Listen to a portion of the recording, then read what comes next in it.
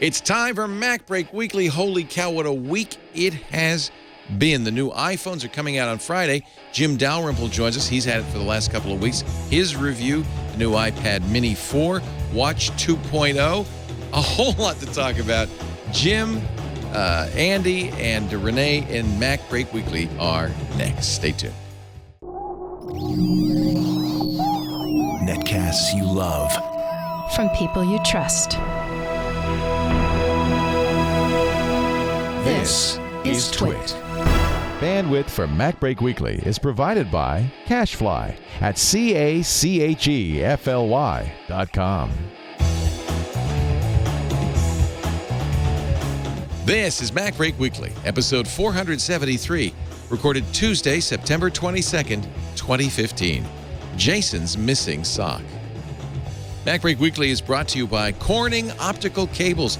Corning's incredibly durable Thunderbolt and USB 3-point optical cables are longer, thinner, lighter, and stronger. Go to corning.com/twit and use the promo code TWIT to save up to $50 on USB 3-point optical cables.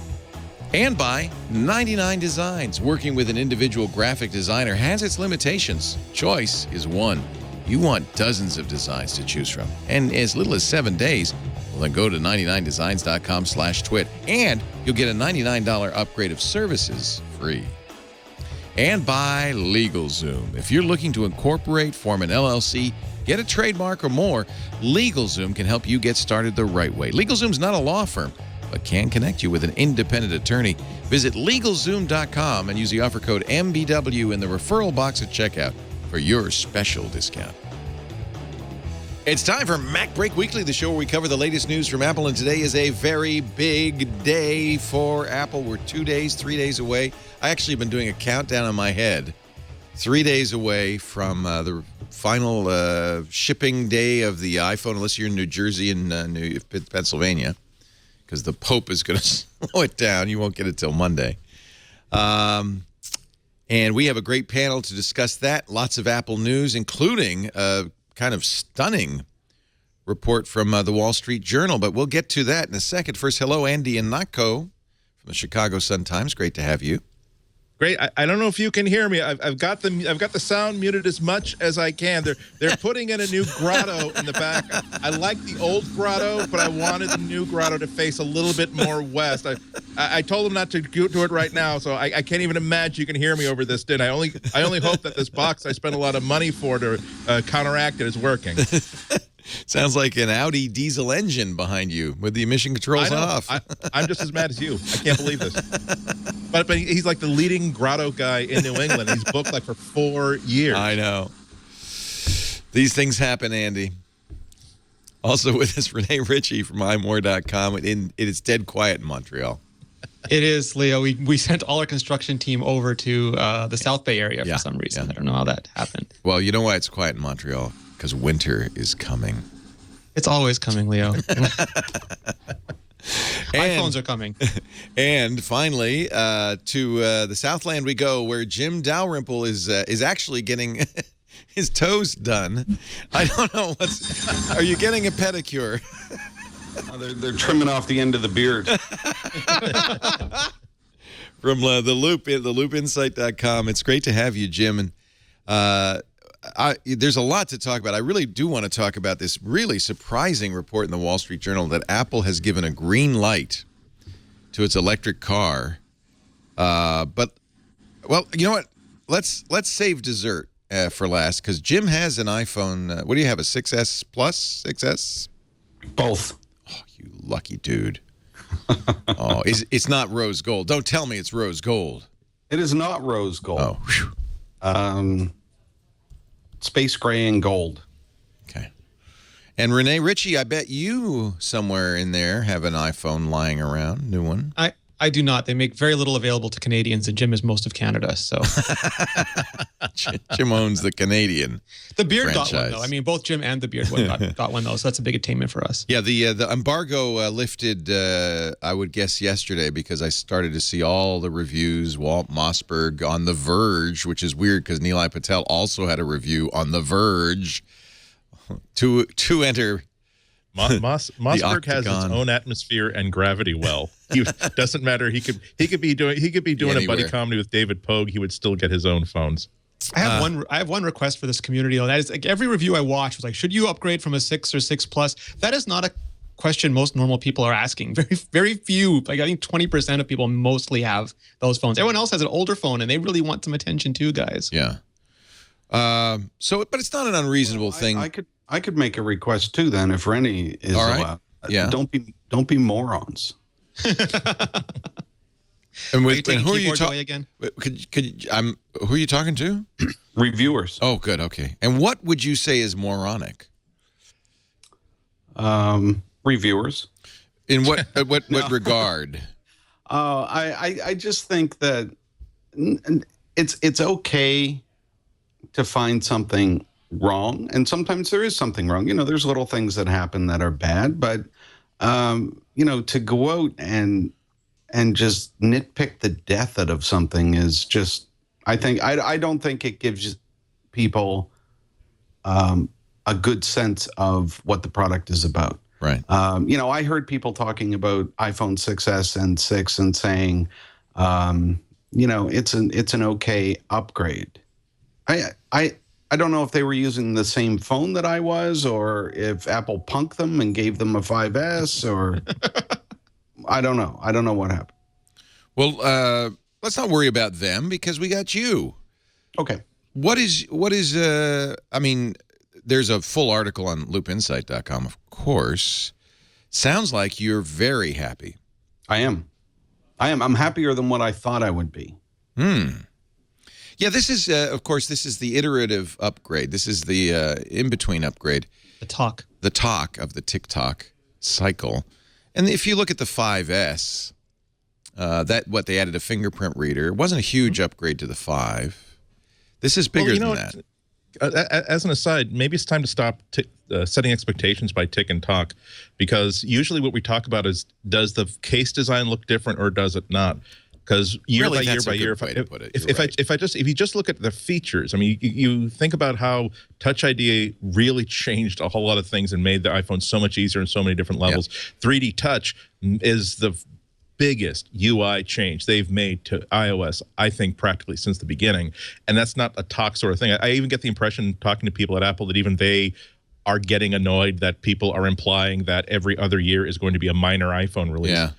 When it's just there's no new colors, it's no new shape. We stayed with the shape we had last year, but we put a whole bunch of new awesome into there. I think that's fair. This is much more than just an iterative upgrade. There is, I mean, there's two ways to look at it, because, and even with Intel, who traditionally uses TikTok cycle too, with the die shrink and then the architecture, is that for some people it's always the talk. They don't care at all about the tick. The design change is meaningless to them. They want the maximization of that model, so they want that new architecture. And with the phone, they're happy to have the new design out of the way, and they want to see what's going to happen with the next year. So I think I know some people put a negative connotation on talk, but to me it's always sort of which cycle do you end up falling on, and both of them have their pros and cons. Let's talk. By the way, just parenthetically, you're absolutely right, Andy. The fingerprint reader was so significant that at this point, I don't want to use a phone that doesn't have one.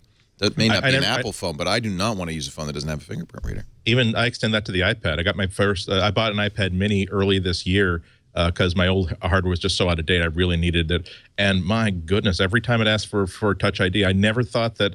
I always thought that Touch ID would be, of course, brilliant on something you're holding in your hand, but not necessarily on something you're using on a tablet. It's like bacon. You put it into something, and it just makes it more awesome.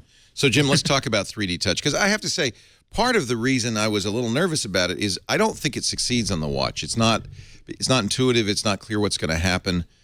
It's okay on the laptop, but again, it's not intuitive. It's not clear what's going to happen.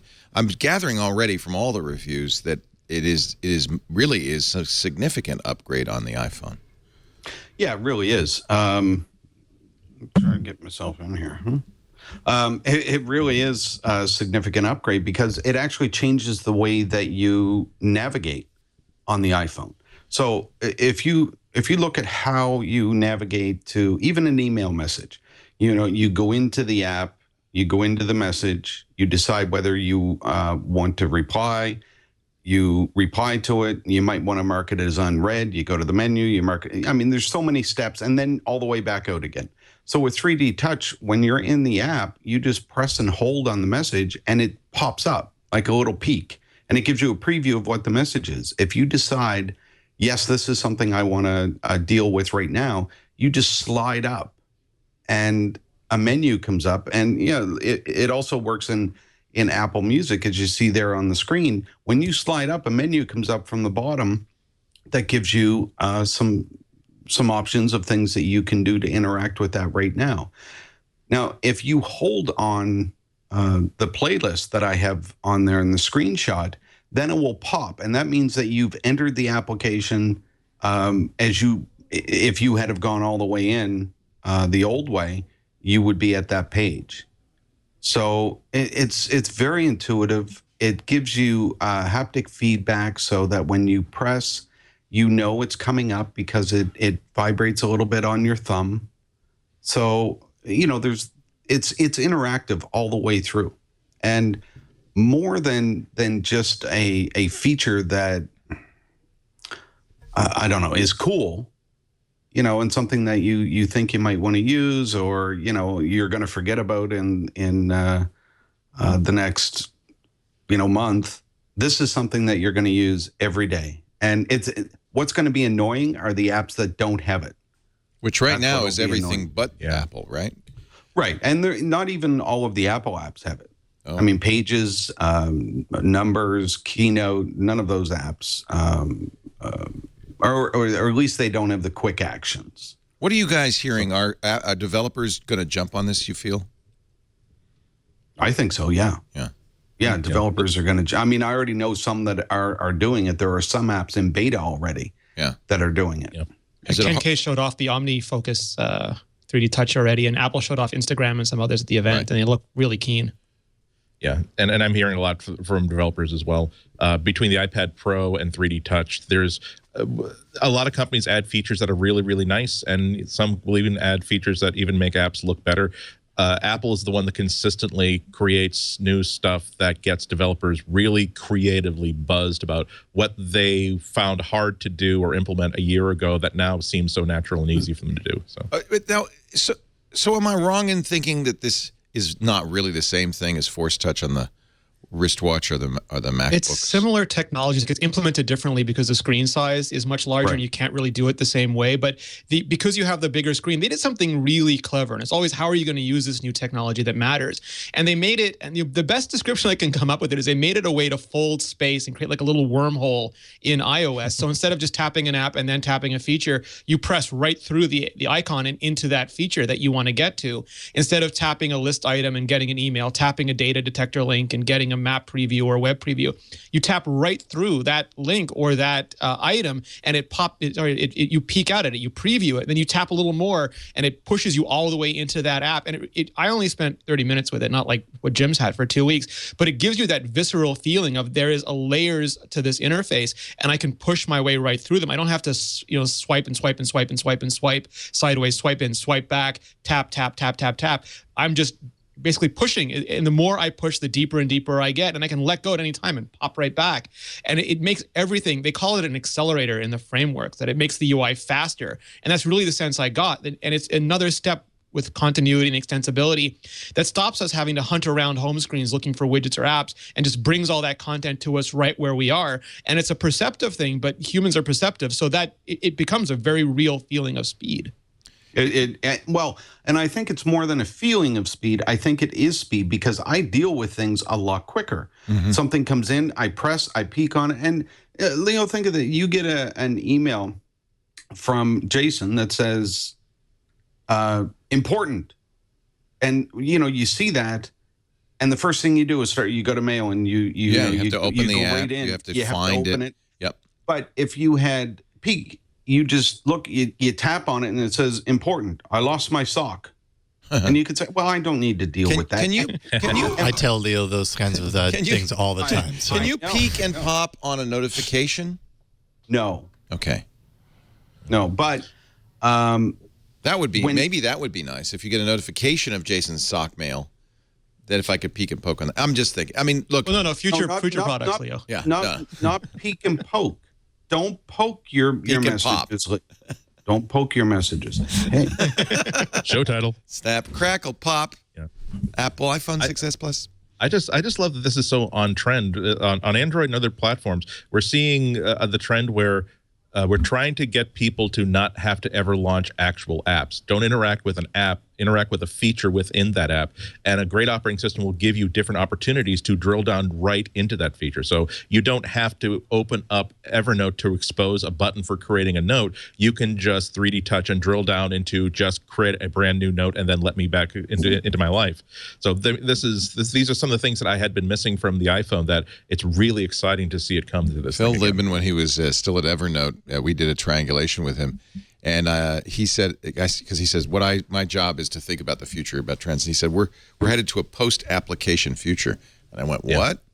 But that's kind of the beginning of that, because it is really kind of modal and Apple's been always against modality from the first days of the Macintosh, where you have to go into a mode to do something and then come out of the mode to do something else. It makes much more sense to kind of interact with it that way. I'm excited. I think you're right. This is the first new user interface feature in quite some time. This could be significant. It also sounds like power users will most appreciate it because it will allow them to do things faster.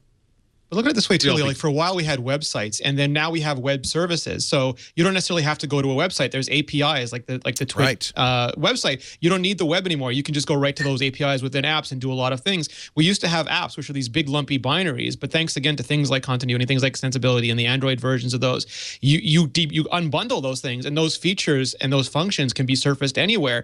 With the Apple Watch, they're even surfacing them on different hardware. Until recently, the logic was running on a completely different device than the interface was running. CarPlay still does that. So we're coming into a future where developers are creating functionality, and you can pull those photo filters in here. You can use those share buttons there. You can poke into different apps. I'm getting the feeling that one day I'm going to touch my iPhone, push my finger, and it's going to pop out a Jim screen. I think that's just the logical next step. Yeah. Careful what pocket you keep that phone in, Jim. Okay, that's 3D touch. Camera, you've had 2 weeks to take pictures, Jim. They've 50% more pixels, live photos, and others. What do you think of the camera? So, the thing about cameras and the way that people view this is that everybody looks at the same way that they used to look at a CPU. They look at a camera as how many megapixels does it have, because the more megapixels is going to give me a better picture. But that's not true. It's how you deal with the megapixels and the images once the camera has shot that picture. So Apple's new camera is 12 megapixels, but they added a bunch of technologies in there to allow the picture to actually be better, so that there's not a lot of bleeding of colors into other pixels, so that everything that you take is going to be exactly like you see it. Now, for somebody that uses a DSLR all the time or something like that, I mean, these were taken, these pictures here were taken, just in the neighborhood. I always do this, though. I always take a picture of a bright red flower, because red is very difficult for digital cameras to reproduce. This looks quite good. And look at the background of that picture, where it's kind of blurred a bit. Yeah. And if you look at the shadows on the red to the white, and then the shadowing under that, I mean, it's crystal clear. And when you blow that picture up, it's just amazing to see. So I am not a good photographer. I've admitted that quite readily over the years. As a matter of fact, I suck. But the pictures that I've taken with the new iPhone are actually pretty good. I mean, a real photographer could come out and take a better picture of that flower than what I did, or a better picture of that sunset than what I did. But I can guarantee you the sunset, they could improve on, but okay, I'm not going to say anything. But that's me. That's the camera that I had, Well, that's the real point, is even a pro carries a second camera. If the iPhone, and I'm starting to think this iPhone, I'm most excited about the camera, will be the first time I won't need to carry a point and shoot along with my high-end camera. that the iPhone is really, and in fact, it may be even my go-to camera. It looks so good. What about the 4K video? Actually, I want to do live photos first, then we'll talk about 4K video. I'm glad I ordered a 128 gig iPhone because the live photos are twice as big as a normal photo. The 4K video is got to be huge as well. Is the live photo something you're going to leave on, or is it something you're going to turn on when you want it? You know, it was the live photos was something that was interesting for me because I would take a photo as I normally would. Oh, they're back. We should mention that Jim's at an AC/DC concert. And on stage. Yeah. I'm not pulling a Steve Jobs here. Remember when they announced the iPod Hi-Fi? Steve famously on stage said, "I am throwing out all my high-end audio gear. This sounds so good." No, I'm not saying I'm going to replace my high-end photography gear, but I have a feeling that I'll take a lot more pictures with this iPhone. I've always thought the iPhone pictures, this is a very subjective metric, were more pleasing. Well, it's speed to everyday picture. What Apple always optimized for was taking the camera from your pocket and capturing a memory in as high a quality and as fast as possible. And a lot of cameras can take better photos, but they can't get them as fast to you. And a lot of other camera phones can take really interesting photos and do lots of manual work, but they can't always grab a photo very quickly. So this technology, I think, to what Jim was about to say, is you have that phone in your pocket, you take it out, and you get a pretty good picture more and more often. Maybe it was 8 out of 10 times before, 9 out of 10 times now, and they're adding in low light because that was a challenge. And it just, every step, it gets a little bit better. I've read a number of reviewers complain, though, that you have to remember, there's a switch on the screen that says live photo. If you have that turned on, you have to remember, a second and a half before, and more importantly, a second and a half after you snap the shot, And several reviewers said, I got a lot of pictures of me putting the phone down, a lot of video of me putting the phone down. So you have to kind of get in the habit of holding it up there for 3 seconds. Well, and that's true. And I mentioned that in my review as well, that, you do have to wait. And there's an indicator on the screen that says live. So it's not like you're counting, when there's an indicator that's on the screen. It says live, and then it goes off, it's time to move. So I have 4 or 5 pictures that are, I've taken and dropped my hands too quick, and the live photo shows you dropping your hands. Right. Well, you get used to it. Apparently, Apple says we're going to do a firmware or a software update on the camera that will notice you've done that and just say, okay, forget it. Yeah. How many people, how good is the support going to be? We talked about this last week that they said on stage Facebook will support this in their iOS app. Obviously, El Capitan, Mac OS 10 will support it. The watch will support it, which is interesting. I guess you'll be able to do a new watch face. You can do now, yeah. You can make a little live with Watch OS 2.0.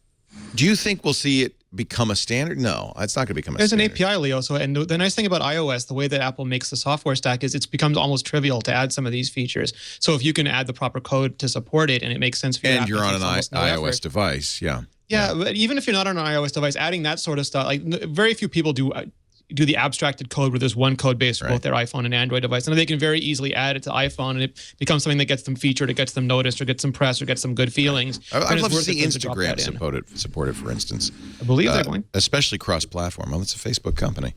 And this is a thing, people say, well, Nokia did this first. Zoe's on the HTC One did this, and I loved Zoe's, but HTC One didn't have the market share in the cloud to get Zoe's in a broader sphere. So, and Apple certainly does, and enough people buy these iPhones that there's maybe some hope of that. How about 4K video? The problem with 4K video, of course, is most people don't have any 4K displays unless it's on their computer. The iPhone itself, even if you have the 6S, is only 1080p. Your TV is probably not better than 1080p. So I'm sure it looks great somewhere, but where? Where can you see it? On your 5K iMac. And apparently they're quite big.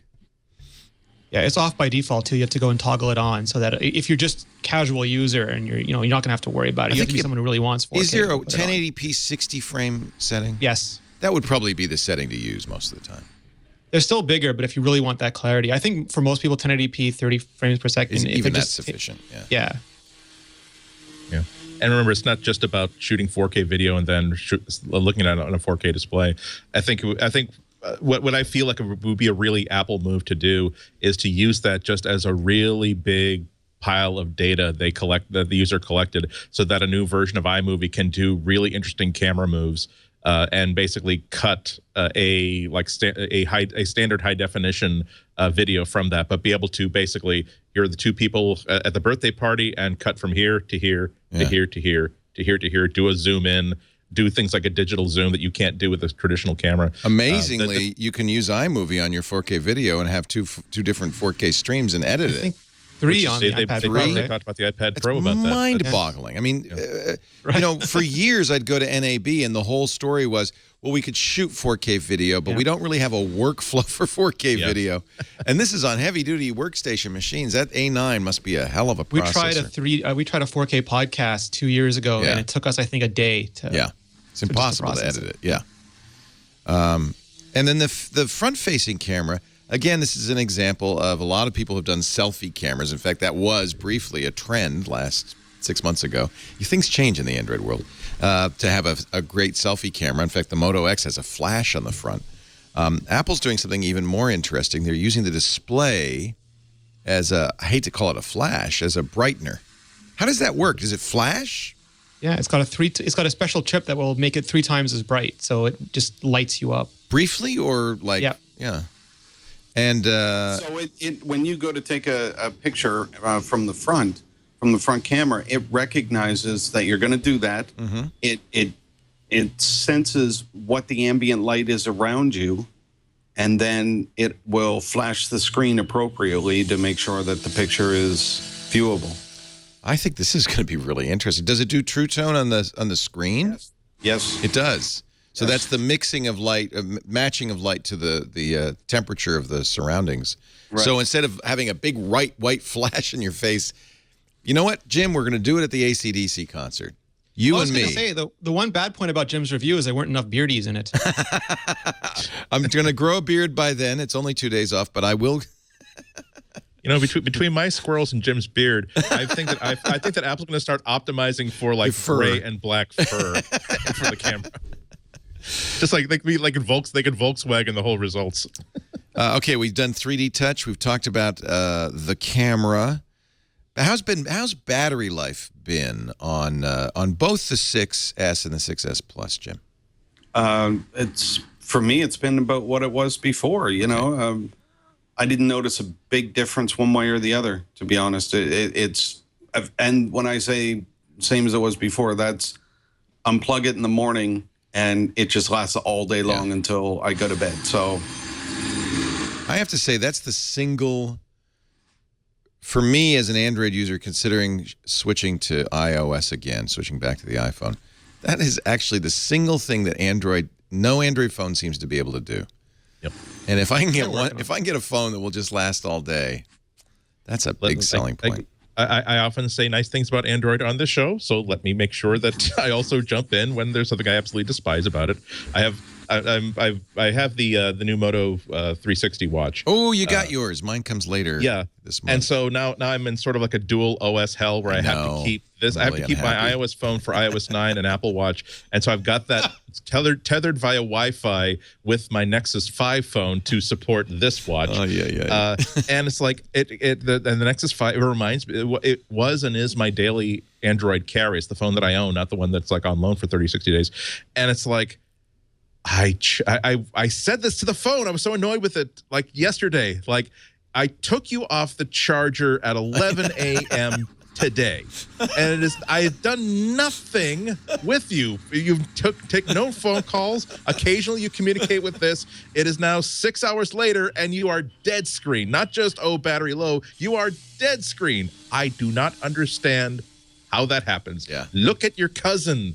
Made by the technologies available to this planet, just as you were. You know what it is? It's the OS. It's really definitely plain and OS. simple. It's the OS. I mean, this has a huge humunga battery, but no company can take advantage of a huge humunga battery like Apple does. And they're not even satisfied with a huge humunga battery. They will still figure out how can we at least tease another.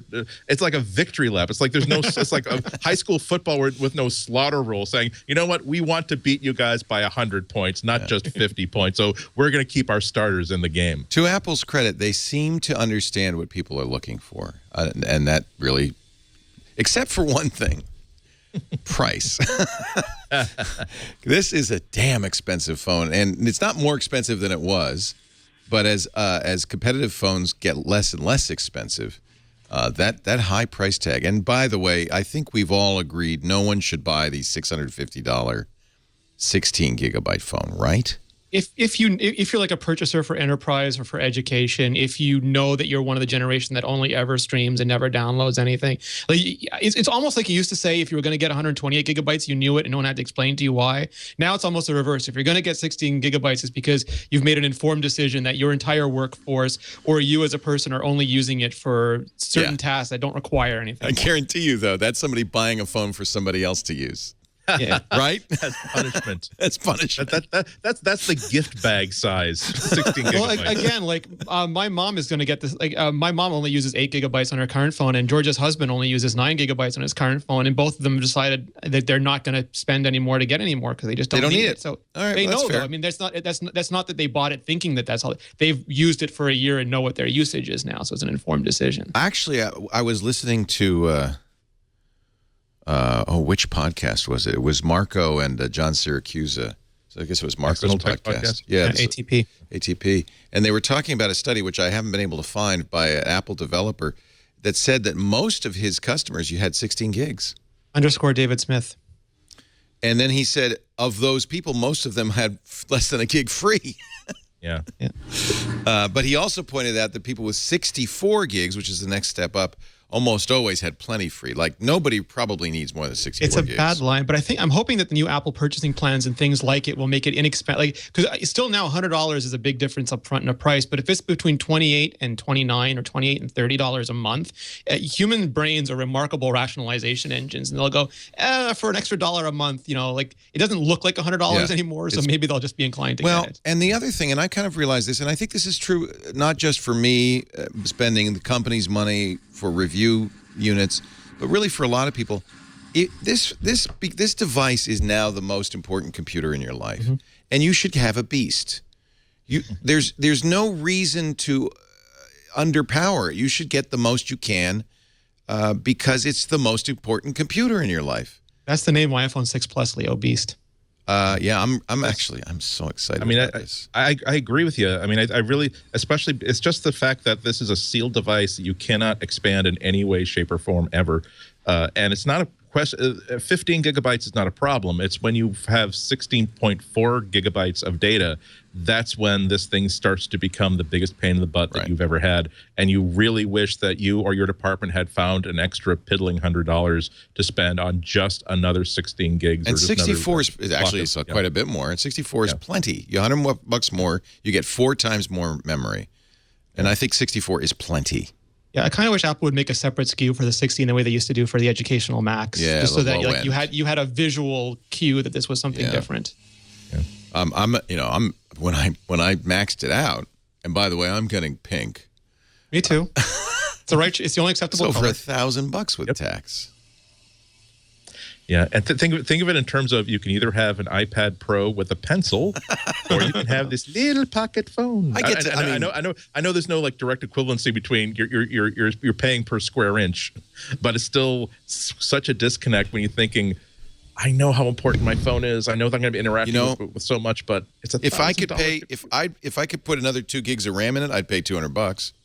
Yeah. If only Apple would put a phone app on the iPad Pro, that would just solve all these problems. Well, if they only put a better chip, I feel like a ghetto blaster, Leo. Why don't they have a better camera on the iPad Pro? It kind of baffles me. 4K camera would be really nice on a device that can edit 4K video. Yeah. Right? Anything else, Jim? We talked about 3D touch. We talked about the camera, the front and the back. Live photos. The Touch ID sensor is new. It's faster, isn't it? When they said it was faster, I didn't realize how fast. So, before you would touch on the home button to wake the phone up, and then you just rest your finger there and it opens. That's how the old one worked. Now you touch the home button and it opens. I like it. You don't have no resting. So, there's no resting. There's no delay in between you touching the button and the phone. It's not like it was slow before, but it's so you're saying it's appreciably faster. Oh, well, it's so fast now. I actually had to change the way that I touch the phone to see the notifications. Right. Because before I would touch the home button, lift my thumb off, and the notifications would be there on the lock screen. Right. Well, now, as soon as you touch it, it unlocks. So I have to use a different finger to touch the home button so that I can see the notifications. Nice. And as I said earlier, I've absolutely come around on fingerprint. You have to have, not just for tap to pay, but just the convenience, the security, really. I mean, what people don't realize about the fingerprint is that your fingerprint is hashed in a completely separate part of the chip that nobody else can access. So it's not sitting out there where somebody's going to steal your fingerprint. It's locked up tight. There is one little thing that I guess is probably good to say, which is in the U.S. anyway, U.S. courts have held that a law enforcement can compel you to unlock a fingerprint-locked phone, but they can't compel you to speak your password. They can physically force you. They can force your finger on it. Oh, if you're asleep, your significant other can put your finger on it. So it's been held to be the same as taking your fingerprint. You cannot, if you've been arrested, not convicted, but just arrested, you cannot say, "No, I'm not giving you my fingerprint." It's the same battle thing. between convenience and security. Yeah, but on the other hand, for anybody but the government, and by the time you're in trouble with a government like that, I don't know if it matters. But anybody but the government, this is much more secure. I'll give you an example. We talked last week about LastPass. And I love LastPass. I use it all the time. And I usually turn on the remember password because I don't want to enter the password every time. And it's so convenient on an iPhone or an iPad with Touch ID because LastPass will accept the Touch ID. I'm sure Dashlane and 1Password will do the same. We'll accept the Touch ID as identifier. Steve, we were talking about how it's a bad idea and a security issue to say to LastPass, remember my password. And I said, but Steve, if I use a fingerprint ID to unlock it, he said, that's fine. That's as secure, if not more secure, than the password. And so it's really, there is a significant security benefit to a good fingerprint reader. Before, that led to the success of fingerprint technology is that we would all use such stupid little passwords, and people could guess them. They could watch you type them in. They could do all this, or even worse, you wouldn't have a password at all. So, our phones were completely unlocked and, all the information was there. So at least what Fingerprint did was allow us to lock up our devices and then not have to worry about this big, long password. Well, and you don't, if your significant other says, hey, what's your password? I want to see what's on your phone. They have to get your finger. So give me your finger. Just wait for them to fall asleep, Theo. Just wait for them to fall asleep. So parents, this is something to keep in mind because a lot of parents, I know most parents with minor children will say, it's fine for you to have a phone and you should have a password on it, but I must know your password. That's part of the deal. Now they're going to have to actually, and I don't think that's a bad thing. The kid will know. Come here, Johnny. Put your finger on that. But that's a lot of we've heard from parents who have their fingerprint established on the phone as well because they bought it. It's their house. That's a way to do it, isn't it? Sure it is. Also, businesses with either who use iPhones or iPads at the business, they don't want to give the password to someone who's going to leave the company, so they register and unregister the fingerprints. Then they can use the smart. Yeah, it works really well. What a good idea. 23 LTE bands. Let's get just a couple of little technical issues here. Are all the iPhones being sold in the United States the same phone? You mean from a technical standpoint? From the radio standpoint? Yeah. Yeah. So even if you bought it from Verizon, you'd be able to use it if you could unlock it. Actually, it's unlocked. I believe, they're all using those same LTE bands. It's all the same thing. Rene? Yeah, there's only one model. So if you could go to apple.com/iPhone/LTE, there's one SKU for 6S and one SKU for 6 Plus. Yeah. Somebody's saying the AT&T one has another extra. There is two SKUs. There are two SKUs.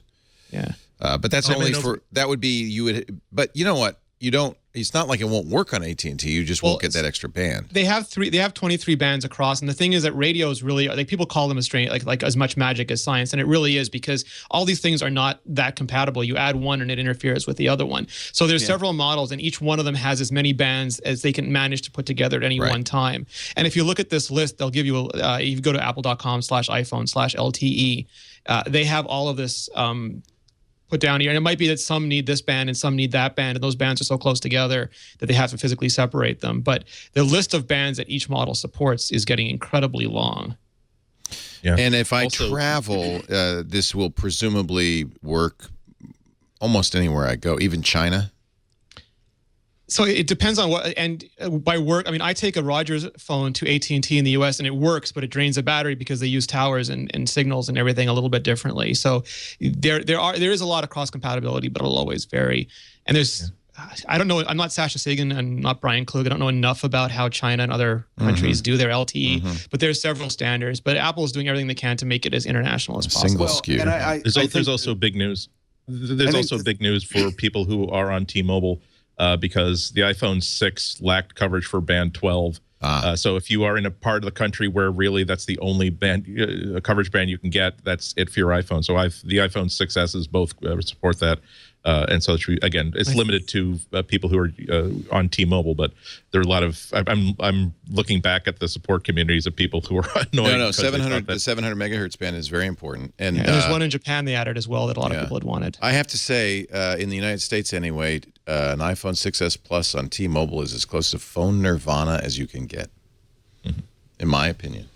Yeah, I think there's still one for Sprint, T-Mobile, and so there's still a little bit of difference in CDMA models. Yeah, that's too bad. Are they so? They're going to sell them in the stores Friday. Yes. If you didn't pre-order, or if you did pre-order and you're 3 to 5 weeks out, would it be a sensible thing to go to the store? Go early. Really? Yeah. You mean like 3 a.m. early? Yeah. Or the night before early. Or now. Or if you want the one you want, like if you have your heart set on a very specific color, a very specific, like if you want exactly one model, particularly if you want the rose gold, right? Yeah, because those are all, either they don't make as many because they're not sure what demand will be yet, or it's the one that's in the highest demand. If you don't care, and if you're happy with, usually if you're happy with space gray, then it's much easier than getting something like rose gold. So if you have your heart set on a rose gold, 128 gigabyte with this and that, just make sure you're there as early as possible. But space gray, any size, wander when you want. What was our experience like? I think, first of all, there are going to be more in stock than last year, right? Yeah, they were increasing orders. I think they said they were making a lot more.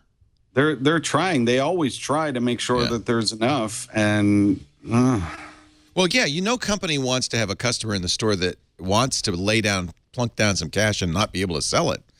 So you clearly want, but you can't demand is kind of impossible. Well, it's like the way the iPhone cycle works is it's like a big blockbuster movie release, and that everyone kind of knows when it's coming. It's one big launch day, and it's like trying to get in to see Avengers or something. I had read the rumor that they had made $45 million this year. It seems like that would cover at least the first week. So my real question is, if you're flexible, like, well, I'd like rose gold 128, but I'd settle for titanium 64. Could you go in later on Friday and say, 3 in the afternoon instead, and say, hey, what do you got? Will they have anything left? It depends on the market, the area. I mean, well, it's also like sometimes carrier stores have them and Apple doesn't, or Best Buy is in remote areas. That's why they're lines, because you could. I mean, in the past, that's been true, that you didn't have to get in line. Wander down to the AT&T store a block away. But there's no guarantee, right? That's the problem. And also, they don't get as many. Sorry, Andy. Right. They don't get as many, but they don't get as many people like who wants to line up at an AT&T store in a strip mall in Ojai. It's like I lined up or wherever. For the first iPhone. I lined up at an AT&T store, but that was the only way you could get it, right? There was Neil Diamond got people lining up for him at the beginning, and now you can pretty much walk in and get the album. Not that. Okay, I'm not saying that the iPhone is Neil Diamond. Okay, don't get me. Wow, Andy. Wow.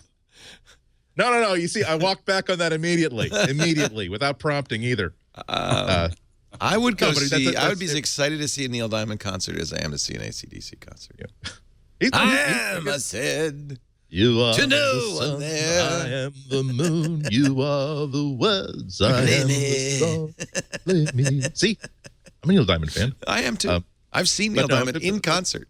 I bet that all of us have had that phone call or that email from like, you're an insider. What Apple store should I go to for the secret shipments of iPhones? And I said, what carrier are you on? Verizon. Is there a Verizon store near where you are? Yeah, you should visit it. And then the next day, yeah, I was able to get the 64 gigabyte rose gold iPhone that I wanted just by walking in and asking, okay. What is, it looked like from the early tallies up front, and this is all from the Apple website, that the rose gold was going to be the one everybody wanted. And it looked like the big one was probably going to be harder to get than the 6S, right? Yeah, the mainstream is moving slow. I mean, it's taken a while, but with the Note 5 and the iPhone 6 Plus, I think more and more people have stopped thinking that those phones are ludicrous and started realizing that it really is the most important device you have with you. And for some people, they need that bigger screen, either because of accessibility or just because they want to get a lot of things done. And it doesn't look goofy anymore. We're used to it now. This is going to be my little plastic pal for the next year or so. Plastic. Oh, whoa! What are we talking about? I'm sorry. My 7,000 alloy aluminum. Aluminium, Leo. Aluminium. What was it? Was it Nilay Patel who said, let's face it, this thing looks like crap. You're going to want to put it in a case. That kind of stunned me. I'm waiting for Jean-Louis Gasset to take another photo of his armband. Did anybody? What were the nitpicks? Did anybody not like the iPhone? I read almost universally. The 6 still doesn't have OIS, which some people really want. The optical image stabilization. But you know what? Get the big one. Yeah, that's why I got the one. That was one of. I'll tell you why I wanted the big one, and it's not for real estate. I like big phones, but I wanted OIS and I wanted better battery life. See, for me, it was mostly because of my eyes. You know, I get older and I can't see as well. And I honestly, that bigger screen means that I don't have to reach for my glasses all the time. If I'm just, quickly reading an email, I can do that easily on the 6S Plus. But if I want to go in and start replying and doing some stuff, then I can reach over and grab my glasses. So whatever I can do to limit the amount that I need to reach for something else just to do a simple task on my phone, I'll do it. And that means getting a larger screen. I have to say that I might, for the first time, disagree with those who said, oh, if you have a 6, you don't need a 6S. Yeah. This is a pretty big upgrade. It's a huge upgrade. Yeah. And that's what I don't understand about some of the reviews that say, this is, it's not that significant, it's or minor, it's iterative. Minor. It's a normal 6 or a normal S release. It's not. If you look back into what's been done, typically Apple will update components, LTE, Bluetooth, Wi-Fi, and make iterative changes in the S release to definitely make that a better device.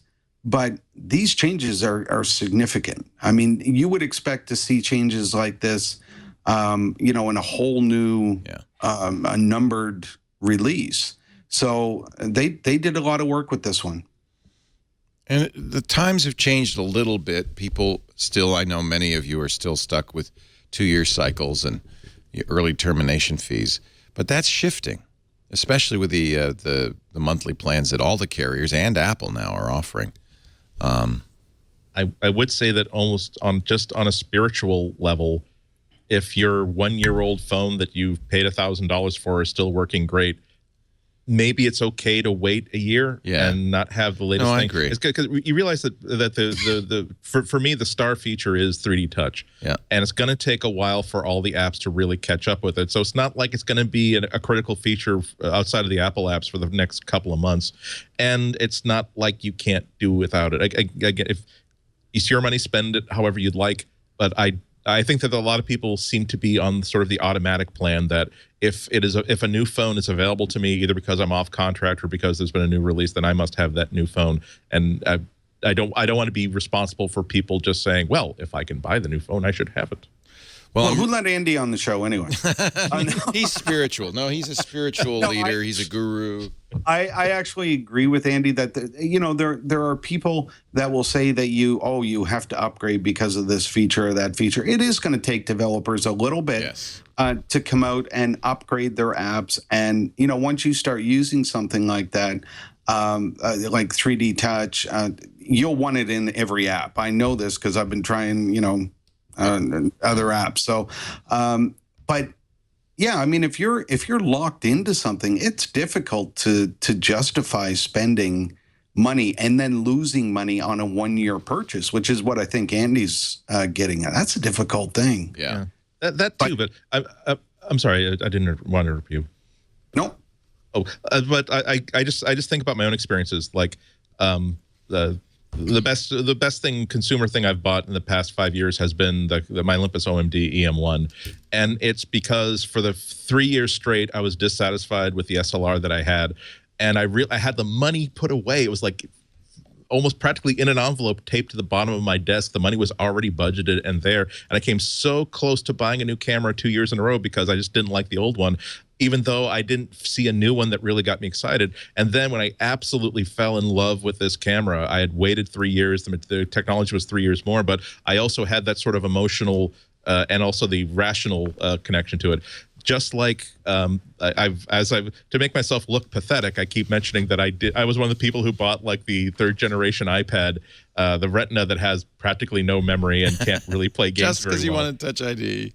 Well, because I bought the 1st generation one, was 2 years later, and I wanted Retina, and I didn't think that Apple would release 2 9.7-inch iPads in the same year.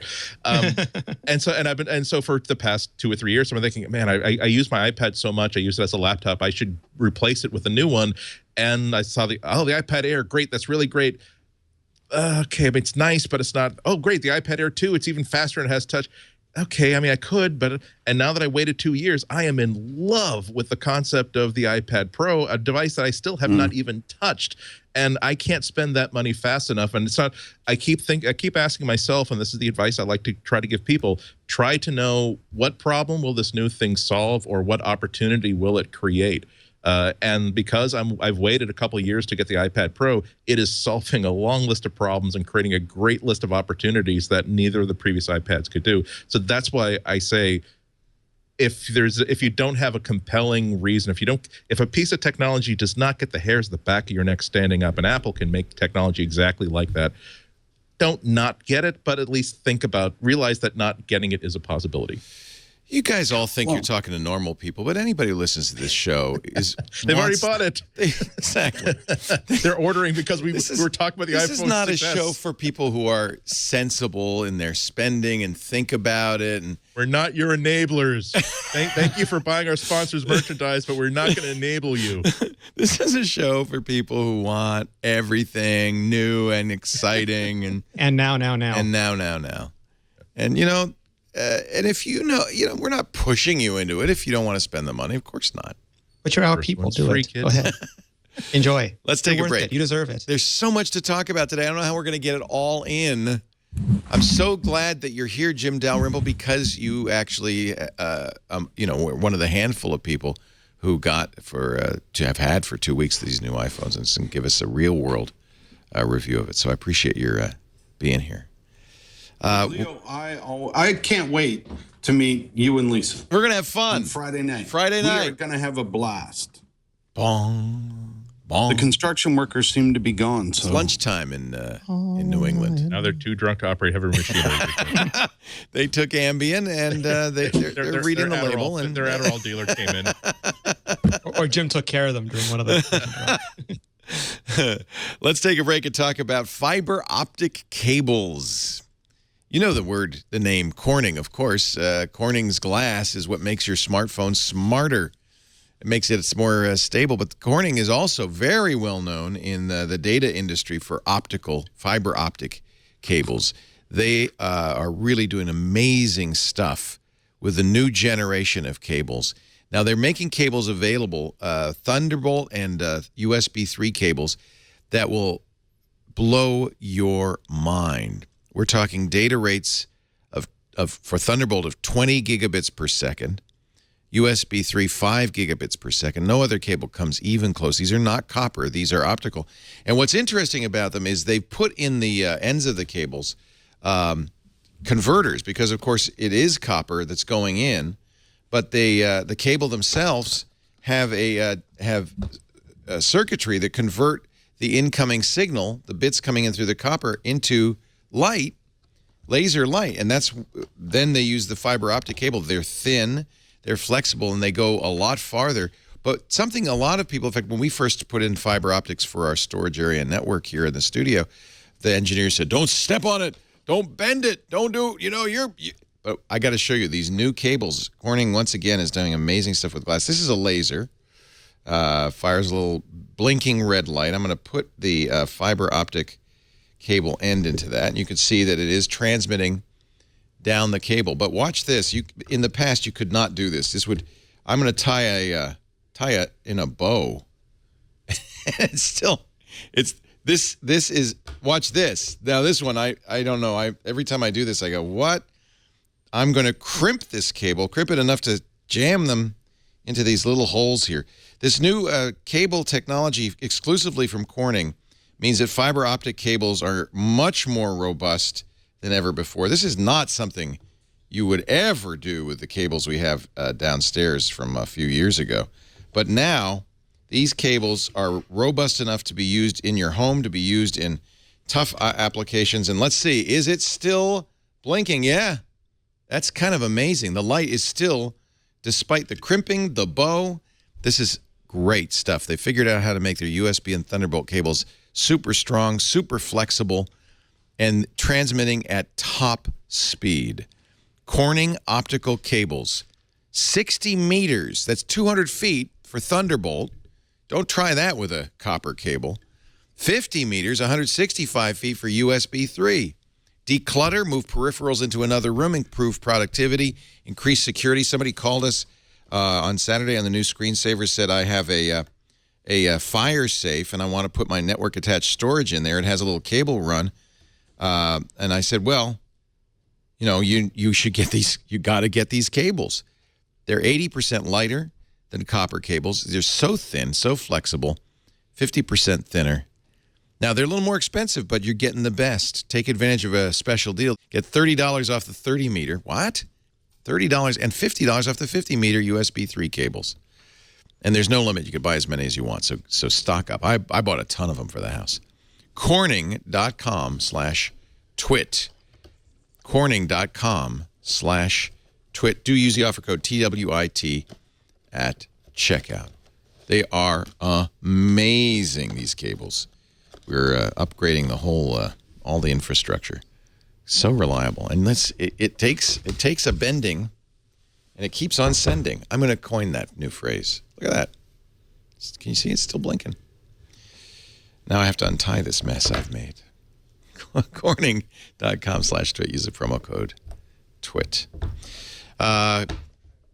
Rene, Ritchie here from imore.com.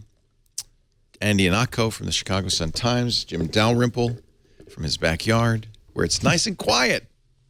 How about that? Lunchtime. It's, yeah, I think they just took a little time off. That's good. So let's talk about Marco Arment. I'm sure you're all friends of Marco's. He created one of several very popular ad blockers. And, of course, as soon as iOS 9 came out, these ad blockers jumped to the top of the charts, showing that people not only knew about this capability, but were quick to jump in. His ad blocker piece was, what, 99 cents? $2.99. $2.99. $2.99, yeah. I think that's, the other ones are similarly priced, right? Crystal was 99, I think. Yeah, they varied. I bought it.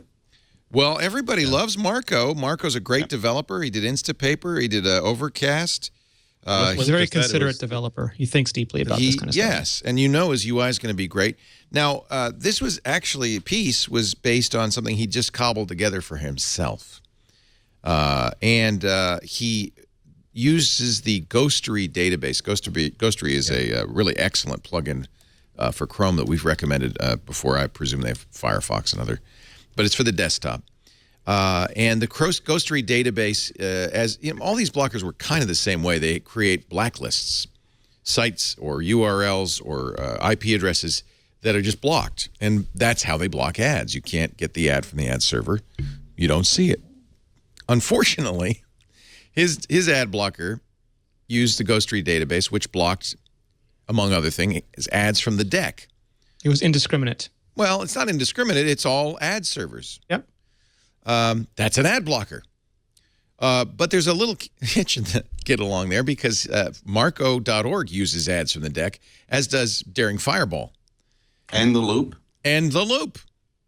And I have to point out, they are as unobtrusive as an ad can be. I don't think anybody would ever complain about the ads from the deck.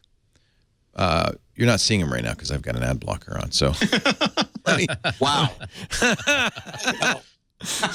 Let me just 30 cents in an envelope and mail it to let me you. just Need some help getting that knife out of your back? I'll come over. let me just turn. Actually, Jim, don't look. Actually, I had it turned off. Okay, so that's good. They are showing.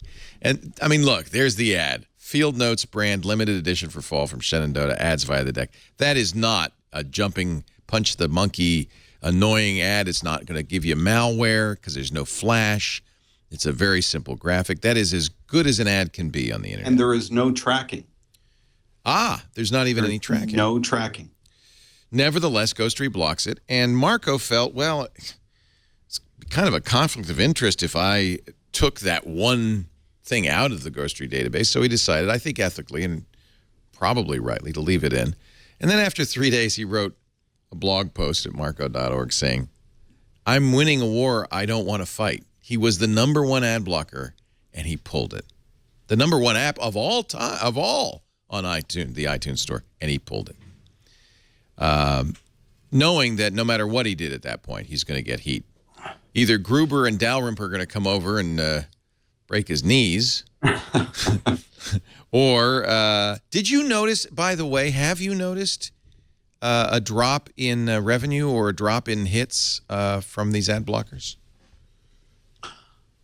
I haven't really noticed a big difference. I don't know. I don't have anything really to do with the ads you're not because it's just it. I don't monitor the ads. That's not how the deck works. And thankfully, with the deck, they don't care about who you are. They don't care about tracking you. They just want to put a small ad up there. And the site is designed in the same way. I mean, Jim Koodle, who runs the deck, is very particular about the sites that he has the deck on. And, I think we're particular about the ads that go up there. So it's a good partnership. And, I hope people see that and in some way or another will whitelist the deck. Right. So that those do show up. Well, and I feel like, by the way, Peace did not have any capability to do that. I feel like you can whitelist on Peace. Oh, you could? Okay. Yeah. I feel like you need to, if you're going to be using an ad blocker, and I completely understand why people do, there's good reason for using an ad blocker, not just privacy concerns with tracking, but the malware that's sometimes introduced by some ads with flash in them, not something anybody on the Mac or iOS has to worry about, but still. And these ads are annoying in many cases, not like the deck. If you were going to do that, you also need to send a signal that there are ads that you don't want to block. What you want to do is tell the advertising industry, do this, not that. Yeah, Marco, you could block by site, but you couldn't. So you could whitelist by site, but not by ad provider. Okay, so you could say not the deck's okay, but you could at least say, Loop and Marco. Okay. Yeah, but that's a lot of, you have to start going to every site. People aren't going to do right. that. Let's face it, people are not going to do that. But I don't think it was, I have to say, I don't think that was the reason Marco pulled it. But you guys, I don't know have you talked to him since he pulled it? I think he's kind of gone underground. Yeah, I think he's really... He said what he intended to say publicly in his own words, so it's not for me to speculate. Yeah, just doesn't feel good. I've pulled Peace from the App Store. But the reaction on Twitter was horrible at times. The way people treated him was horrible. I'm very, very sorry for the reaction that he's been getting. I think that a lot of people have been speculating about his motives, either accusing him of things that are contrary to the facts, or things that should not be stated as a manner of guesswork, and is just uncouth, unsocial, and frankly just mean-spirited. I think we can have the collective we can have a debate over the ethics of ad blocking in general. That's a fine topic, but I have to say that I am very, very proud of him for deciding that I personally have an ethical issue with this, and I'm going to do something that, being a creature of thought that lives on the internet, I know that this is going to bring me a lot of heat, but nonetheless, I feel as though this is the right thing to do. I think so few times do we have these conversations. Again, the second time, maybe it's the fact that the Pope is in the country. Well, the second time I'll mention the spirit. We are required to do the work that we must do according to what we define as right and wrong. And we do not have the ability to simply say that this is profitable for me or this is popular for me. It is contrary to my beliefs as a human being on this planet, but I'm going to do it anyway. It's nothing but a positive thing for Marco that he has said, I don't believe this is correct for myself. I feel bad doing this, and so therefore I'm going to pull this.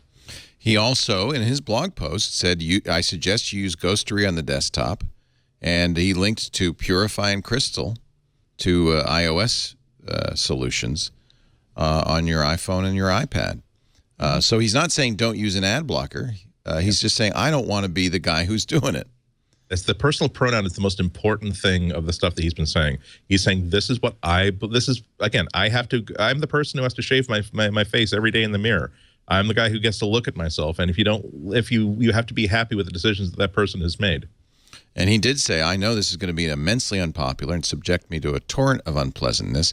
He said, you can get a refund. Initially, he had his own mechanism, but oddly enough, Apple, which he says, and I think I agree with him, I've never heard of this happening before. Apple notified him that they're going to proactively refund all purchases of Peace just automatically through the store. Yeah, I saw some people saying it had happened once or twice with other apps, but it's incredibly uncommon. And he didn't ask them. He knew it wouldn't. He said, I asked some Apple friends if this was even possible, and we all thought the same thing. iTunes billing works the way it works, period, and no special cases can be made. Developers have no ability to issue refunds, so he had to go through a clunky process, so forth.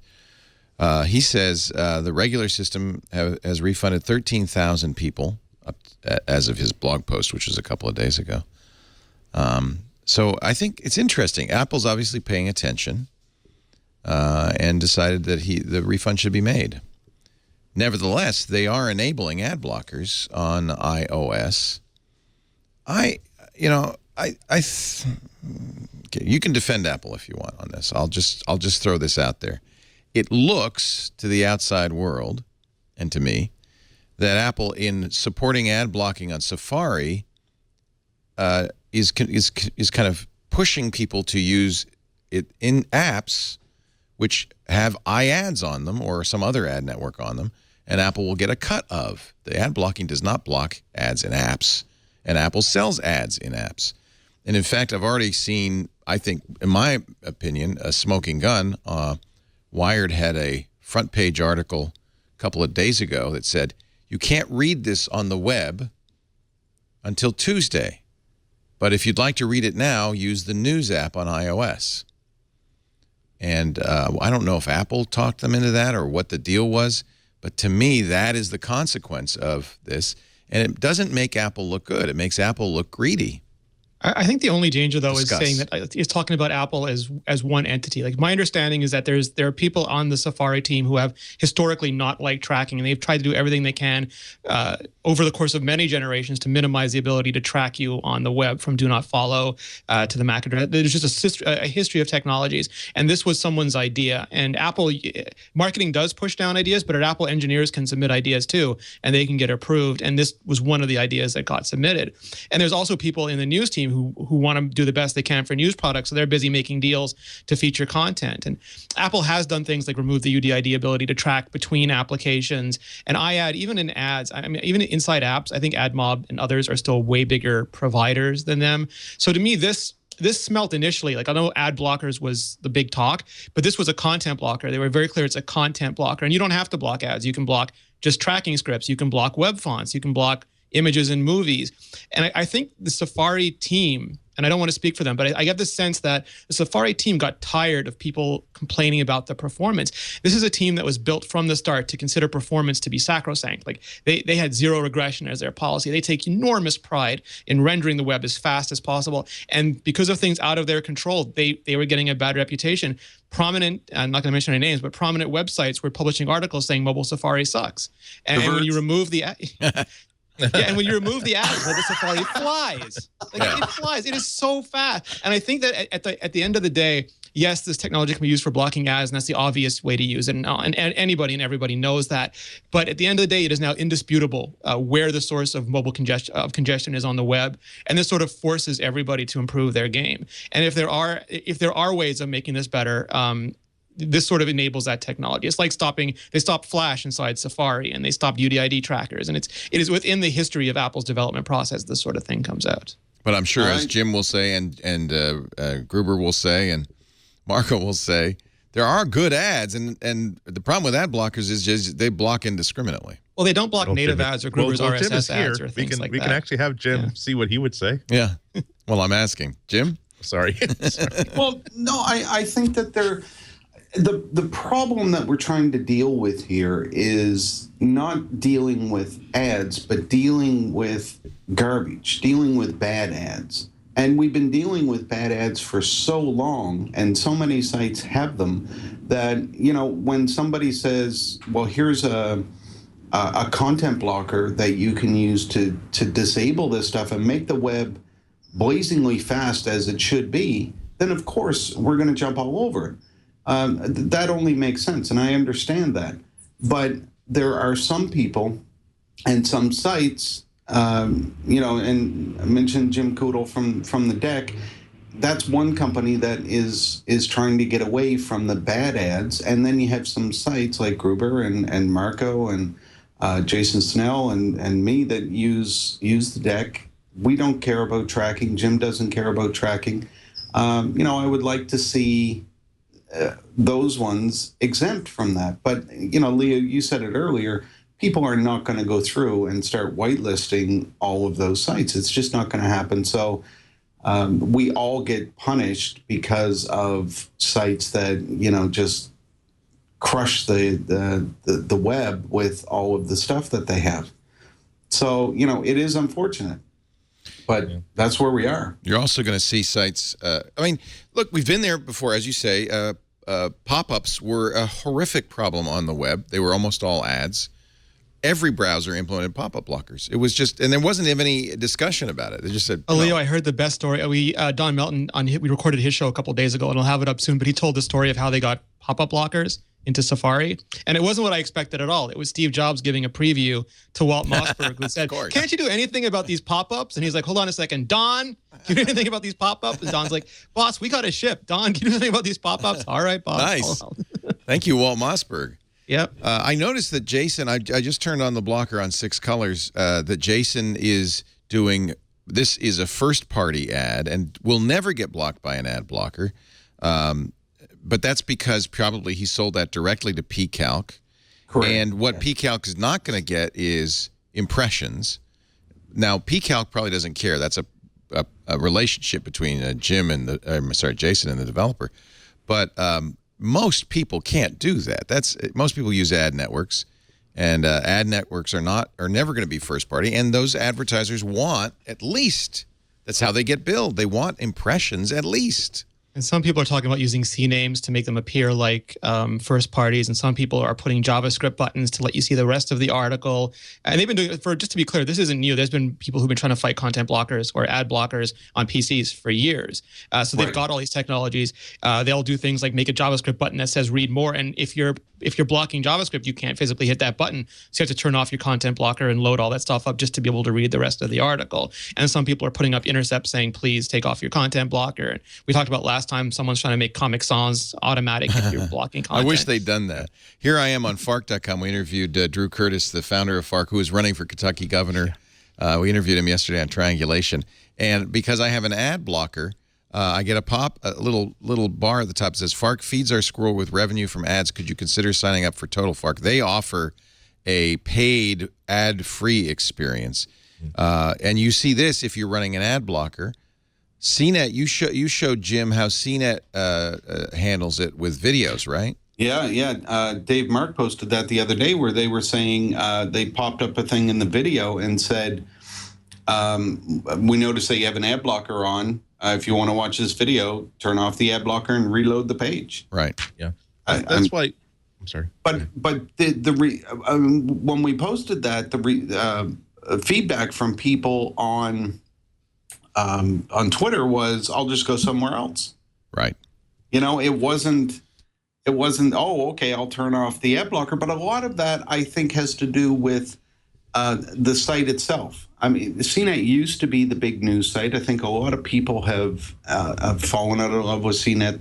They don't necessarily trust them anymore. I'm not sure what the issue is, but they've moved on. I would suspect if people asked John Gruber, or if John asked people to turn off much more likely to blocking, do it. Yeah. They're much more likely to do that. They see CNET as a big corporation. Whereas they see, John and myself, I mean, we're individuals. We're trying to make a go of it on our own, and this is one way that we try and do this. But it also comes down to the respect issue. If you respect your users and ask for respect in return, you're much more likely to get it, right? I agree.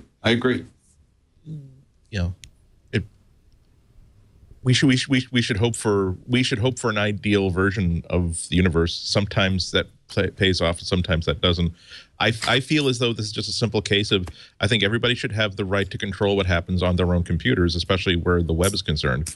I feel as though the web was designed as a medium where when you publish on that medium, you have no right to expect or control how that content is going to appear on that person's browser, because they might have a very slow connection, so they've turned off images, or they might have low vision problems, so they're going to take the really nice font that you pre-selected in font size and turn it to a huge Arial or Helvetica. They might have they might even have a plugin that turns all reference to Kardashian into Marie Curie. You don't have the right. You don't have the reasonable expectation that what you send is going to be what the person sees on their browser. Could be on a phone. It could be on a big screen. Could be on a watch. Could be on whatever. That's why, by the same coin, the people who create these websites, who publish this stuff, have the right to say, I'm going to control this server by saying, if you're not allowing JavaScript to run, if you're not allowing me to serve ads, you don't get my content. And that's perfectly okay for them to do. Again, we all have to make our decisions on what's best for our businesses and what's best for us ethically. And I think that this is something that sometimes the war goes on for so long that all of the features of the terrain have been leveled and turned into flat mud. And that's the basis upon which we build something new and better and stronger. We're going to take a break. When we come back, there's lots more to talk about. iOS 9, we could talk about watchOS 2.0. It finally came out yesterday. I'd love to know what you guys think of it. We've seen the first unboxing of a 4th generation Apple TV. Did you get one of those too, Jim? I did not. I don't know how they got that. Rene, no, I'm unclear. I think people are unboxing the developer versions, which I mean, I understand why they want to do it, but Apple is not the kind of company that easily gives out developer versions. Yeah, you ain't getting and another if people one. abuse it, but if people abuse it, they might stop doing it next time. And it's a huge advantage for developers to have early access to hardware. And I'm sure those boxes, like maybe someone got a review unit I don't know about, but if the box came as a developer unit with a developer NDA and all those things, and you're unboxing it, it feels like you're screwing people over. Don't do it. Don't break the embargo. Don't break the NDA. If you got it legitimately, I mean, more power to you. But if you didn't, then you're hurting people. Seems unlikely. If you promise something, you keep the promise, period. When is this coming out? October. So it could be soon. It's not far off. It comes with maybe 2 your white developer Apple friend stickers. gave it to you or something. But it's still, I mean, like it's not good. It's 9 to 5 Mac if you want to. I'm looking there's forward a to lot it of people. myself. There was an unboxing the next day. Yeah. It must be the developer edition. We learned so much from unboxings too. Well, I know how big it's going to be. But again, I don't want to cast aspersions. They might have everyone who's unboxed it might have got legitimate versions. But if they didn't, urge them to think I agree. of the next year's Think of the children. product. Our show today brought to you by 99 Designs. If you're starting a company, you've got a company, you need a logo, you need branding. Think of the children. Think of the designers. You've got to don't Comic Sans. No, look at Rene Ritchie. This man is a designer. He knows what he's doing. You and I, not so much. You need to work with the best. And 99 Designs puts hundreds of thousands of great designers at your fingertips. Designers from all over the world. What you do is you go to 99designs.com and you say, you give them some information. You create what they call a contest. I don't know if that's the best word for it. It's a request for submissions. You'll get lots of design ideas. You pick the one you want, and you work with the designer to improve it, and you've got a logo. So important to get a logo that really works. It's just as important as buying the chairs and signing the lease, and it's affordable. Logo design start at $299. Now, you start with the logo, but 99 Designs will also do the visual identity, the business cards, the website. They can help you with your domain. They can do everything from car wraps to menus. In fact, we use 99 Designs for our T-shirt designs.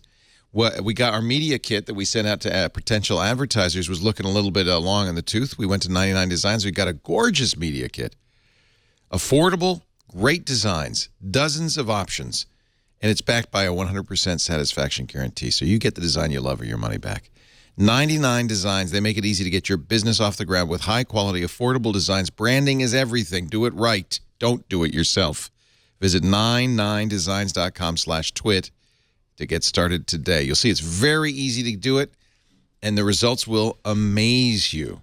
And we've got a free $99 upgrade for fans of Twit. 99 Designs will highlight your project listing. They'll bump it to the top. They'll feature it on their blog. And you're going to get, on average, about twice as many designs to choose from. And that's free when you start your project at 99designs.com/twit. That's where you don't go anywhere else on the site because you'll have to pay the $99. Get it free at 99designs.com/TWIT. We thank them so much for their support of MacBreak Weekly. The iPhone 6S and 6S Plus is in fact, many of us have already gotten our shipping notice. It's on the fast boat from China. What do? They must get giant 747 cargo planes, and fill them. Teleporters. That's what I would do. That's what I would do. Actually, that's what Elon Musk, we were talking to Jason Calacanis, who's an investor in one of the companies that wants to do Hyperloop. And he said, forget Hyperloop for passengers. That's not the real benefit. You get a Hyperloop between here and Asia because there's no humans, so, the risks are minimized. And that way you can get almost instantly all the stuff that they're making in China here. Bet you Apple liked that. Start putting Hyperloops everywhere, and all of a sudden we're Krypton, just disintegrating.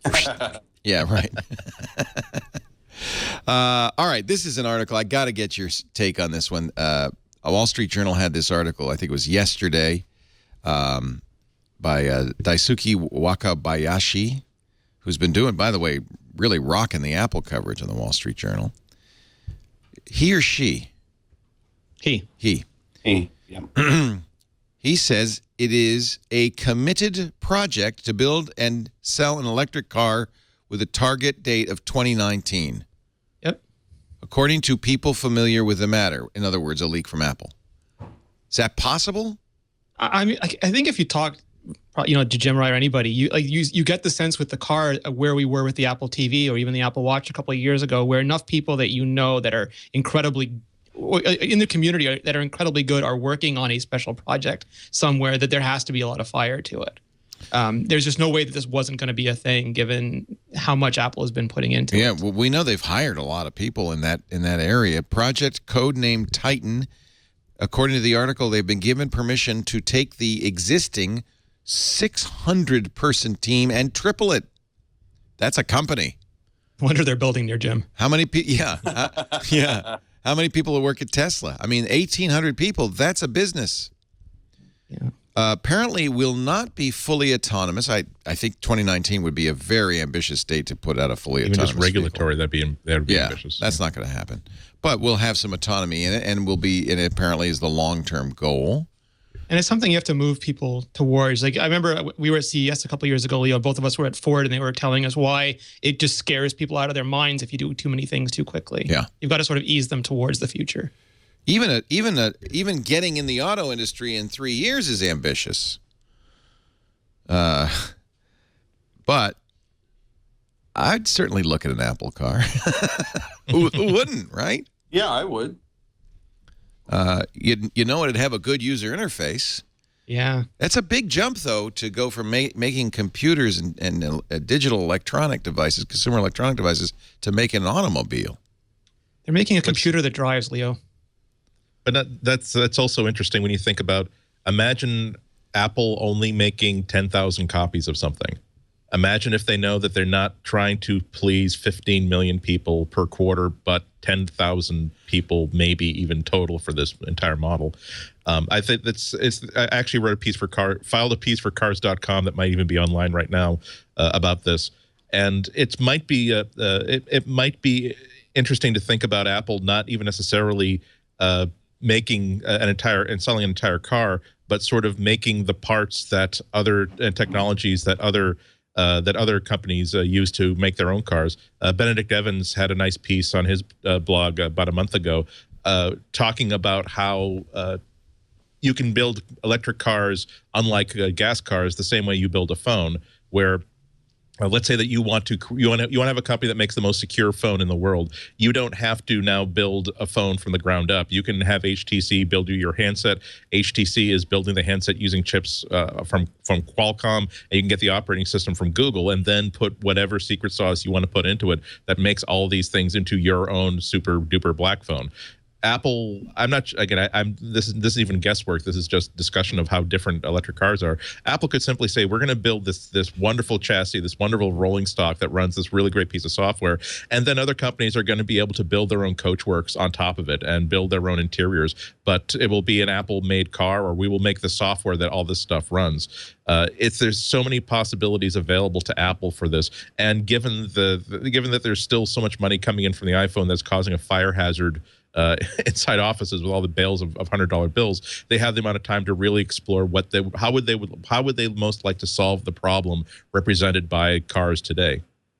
Well, and I think that's something that's important to look at when we're considering what will Apple do next. Apple likes to solve a problem, and I think I'm being strafed now. That sounds like the old 1914 Fokker. I might have to run to the anti-aircraft gun here. It's Samsung, Jim. It's Samsung. They found you.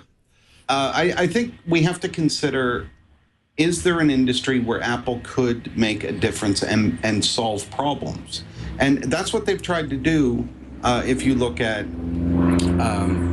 the iPod, the iPhone, the iPad, the watch, that's what they're trying to do with all of these, is solve problems for people. So could they solve problems with cars?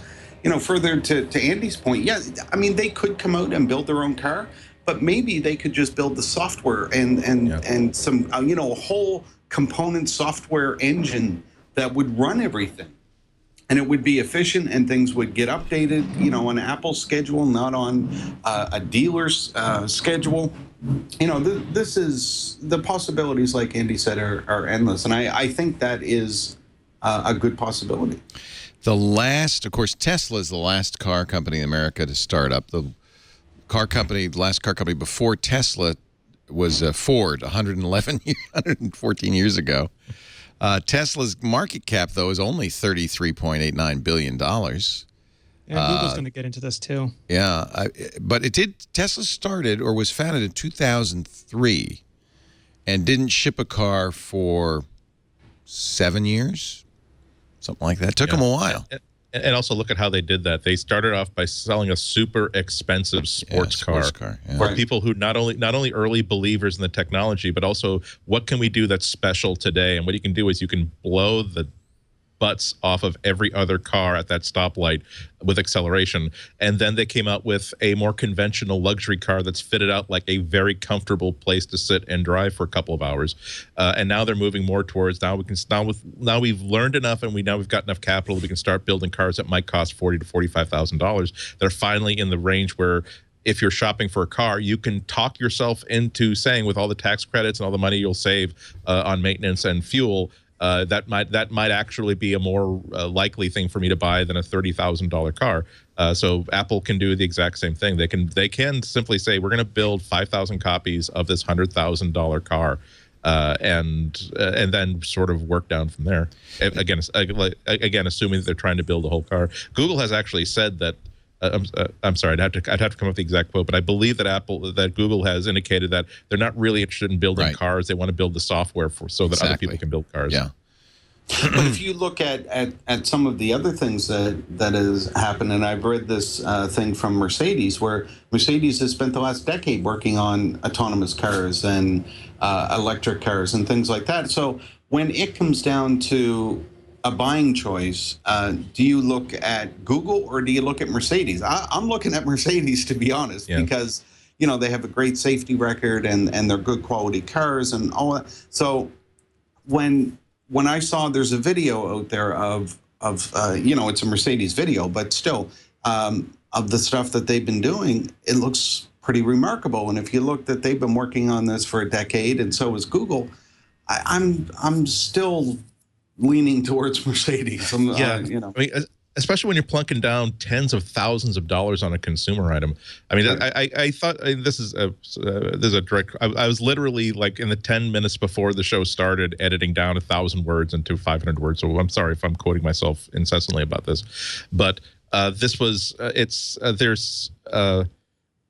it's possible that the end game is to just like a luxury car or a sports car manufacturer is very, very proud about how we're using the Ford M41 engine, the most high-performance street car engine that's available. We're using this suspension from this manufacturer. It would even be a boon for Apple if people were Mercedes and BMW and all these high-end makers were able to say very, very proudly that we're running Apple Car OS as our intelligent control system for the motor that we're using and for the suspension that we're using.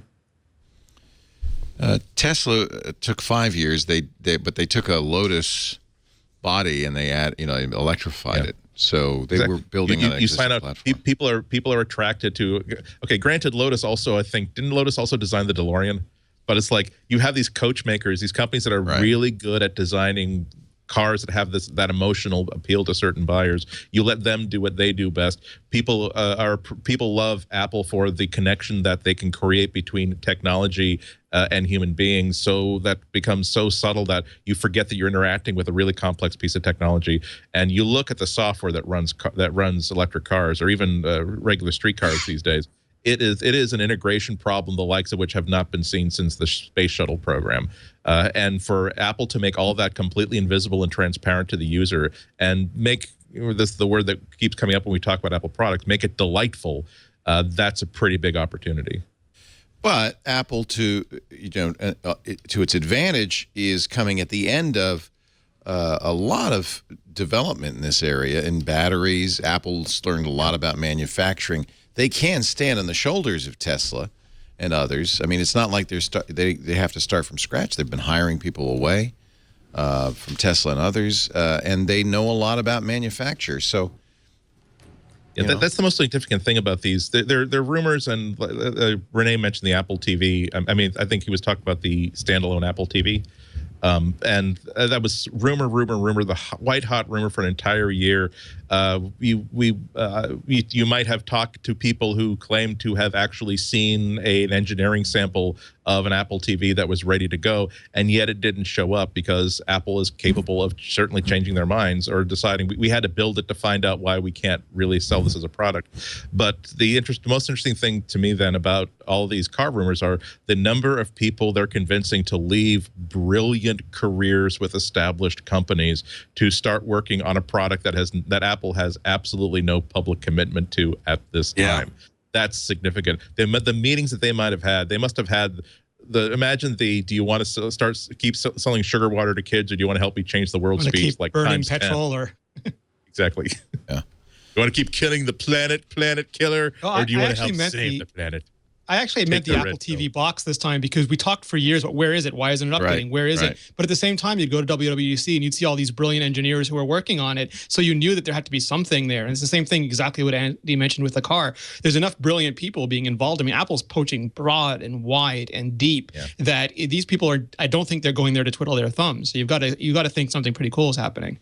It's very exciting because here's a company that's done very, very well, has a, one of the most popular products in the world, has a ton of cash in the bank, and instead of doing something incremental, has decided to enter a completely new, historically very challenging market at a time when that market is being completely disrupted.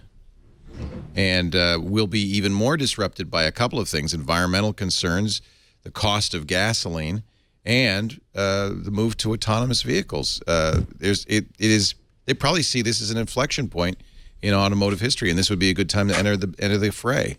Yeah, this could be a robber baron moment. You look at the robber barons of the last 100 years, where they realize that every major city that wants to be an international city is investing in subway systems and transportation and highways and better roads and better transport in and out. And that's where all of these people just jumped in with their complete lack of morals to try to clean up as many places as possible. And if you think about a future 20 years from now, maybe not even 10 years from now, in which private car ownership is a somewhat unusual thing, because why would you want to own a car when you can press a button on a device that you wear or is embedded into your forearm or something, and then 48 seconds later an autonomous vehicle comes to your door, picks you up, and takes you exactly where you want to go? If you want to have like $1 off of every transaction from everybody going anywhere, that's a pretty good business to be, and that's certainly worth $500 million of anybody's money to try to get into. Or they could take that money and put it into iTunes and really get that thing to sing. Give me 1% of it in cash, and I'll just go away completely. Let's see what else. This was such a fun week. Oh, the iPad Mini came out. In fact, I owe it to you, or maybe it's your fault, Rene, because I saw your Instagram picture at the Apple Store of the iPad Mini 4, and I said, "What? It's out?" Lisa, let's go on a field trip. And we almost immediately drove up to the Apple Store and bought one. Did they announce that was going to be out on whatever? They announced at the event that it was totally overshadowed by the iPad Pro, but they mentioned en passant that the iPad Mini 4 was coming too, and that it would be available as soon as they could get the orders out. And you could order it that day, and they would ship it to you. And it arrived in stores about when it started arriving at people's homes. Got it. So, unlike Andy, I had skipped the Mini 3, but I love the Mini. I had the 1 and the 2. I got the 2 because it was Retina, and I used the 2 a lot for a long time. And so I was actually very happy, since I'd skipped 3, to get the new one. The screen is better, noticeably better, wider color gamut apparently. Touch ID, of course, is fabulous. I really like it. Is it exactly an Air 2 in a smaller case? Almost. So it's got the, like you said, the wider color gamut. It's got the laminated screen, so the 3 layers are fused down to one. The only thing it doesn't have is the Apple A8X processor. It has an A8 processor, the same one that's in the iPhone 6 and iPhone 6 Plus. And that's mainly because the Apple A8X is a large processor. It's got 8 graphics cores instead of 4. They take up space and they're hotter, and you just don't have that space or that thermal capacity in a device as small as the iPad Mini 4. Yeah. But I'm like you, Leo. I love the Mini, but I also have an Air 2, Right. and I use them for different things, and each one comes in handy. This one, I got the small one because it'll be easy to travel with. I got LTE on it, so that I'll have always-on connection. This is the field notes of iPad. It's not the sketchbook. It's not the notebook. It's the field notes. And it may not be necessary since I'm getting the 6S Plus, but there's something. It's a different experience than using a phone. It's really interesting. I had money put away because I thought I'd be buying a large phone last year too, and I wound up. That's the money that I used to buy the iPad Mini, because I decided that I don't really want I want a larger phone, but I want it much larger than that for the reasons why I want a large phone. And iOS 9 is such a big payoff.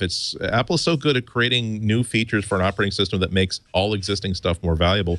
I spent an hour and a half on a train yesterday, wrote an entire column on my iPad mini with a Microsoft mobile keyboard, got to the Boston Public Library where I was going to set up for another 2 or 3 hours of work, forgot that I actually had a MacBook with me and just took out my iPad mini and the keyboard and kept right on working.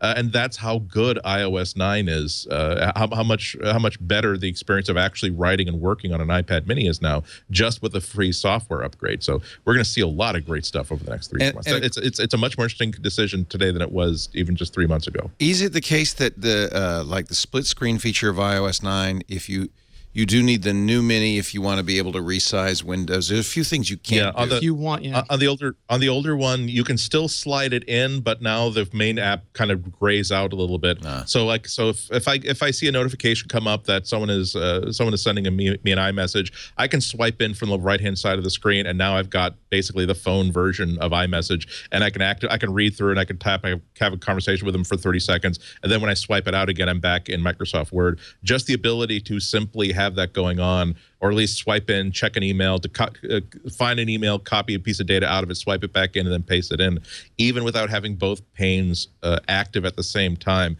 It's a huge win. Yeah, and on the Mini 4, you can actually do everything you can do on the iPad Pro. Yeah, you got 2 gigabytes of graphics. So the only trouble with the older iPads is they have a gigabyte of graphics, and every app is used to using. Well, every app has grown up in an environment where they had everything to themselves. They didn't have to share resources. So whether it's processing time, because Apple wants 60 frames per second, so whether they were using up all those frames or they were using up as much available RAM as they could, they just never had any constraints. So if you try to add those into an existing device, you'll just crash back to Springboard every time. What is the criterion for getting into that sidebar? Because I noticed not all my apps are there. You have to support size classes, and you have to opt into it in Xcode. So you just flag your app saying that you're compatible. So any app could be in there eventually. And yeah, so Apple's done this in steps. So they had dynamic text and auto layout, and then size classes. And size classes is what they use to support all the new bigger screens iPhones. So basically, instead of saying I'm an iPhone app or an iPad app, you say I'm a regular size class or a compact size class. And what they added now to support split view is that you can transform between those. So when you have a big window, it doesn't care anymore how big your device is. It cares how big the window is. So if it sees the space, it just goes, wow, I can fit regular size class. Oh, I'm getting smaller. I'm switching to a compact size class. So it's like having a little iPhone app in the side of your iPad, and then suddenly it's like having 2 iPad apps, and then suddenly it's like having a full iPad app. It's really clever. I'm happy how it works. Yeah, in fact, Microsoft Word works on it. Yeah. Picture-in-picture does not work on the older iPad Mini, I believe, but it does work on the Mini 4. It works on any 64-bit device, so I think anything with an A7 in it or up. Okay. So, yeah, I know they snuck it out, and I know we're not getting a new Air 2. But the Mini 4, especially if you did as I did, I was really disappointed with the Mini 3. I thought that's not worth it. But if you skipped that last year, then this is an opportunity to get a new Mini. Not that there's anything wrong with the 3, Andy. No, the 3 was just to get Touch ID. The 3 was to get Touch ID across the line, and Apple Pay launched. So they just needed some. It took a while. I mean, like people say Apple's the biggest company in the world, but it takes a while to take everything on an iPad Air 2 and shrink it down into an iPad Mini 4, and they just couldn't do it by last year. So they gave you Touch ID and Apple Pay. And just to put a point on what I said a while back about does this thing create opportunities and solve problems? I was fully aware of the likelihood there's going to be a big iPad Pro, and I try to look ahead. So would a 9.7-inch iPad in January or February make sense in a world in which at this time next year I have an iPad Pro? Decided that yes, as a matter of fact, it doesn't make a difference that the iPad 3 is not that huge a leap from the iPad 2, given that I will now have the nice paperback book-sized iPad for times when I can't even be bothered to carry something big enough for a 13-inch screen. iOS 9, is it time to upgrade, or should you wait for a fix, an update, whatever? If you have an iPad, I say absolutely. Yeah. I haven't had any problems. The wins are huge. Yeah, and the wins in iOS 9 are huge. And, you know, when you look at this is when I try and talk to people about Apple products, you have to remember, I think, that it's a software and a hardware that come together to make this ecosystem, and it's great. It really is. So if you have a device that can run iOS 9, you're going to see some improvements and some great new features. So do it.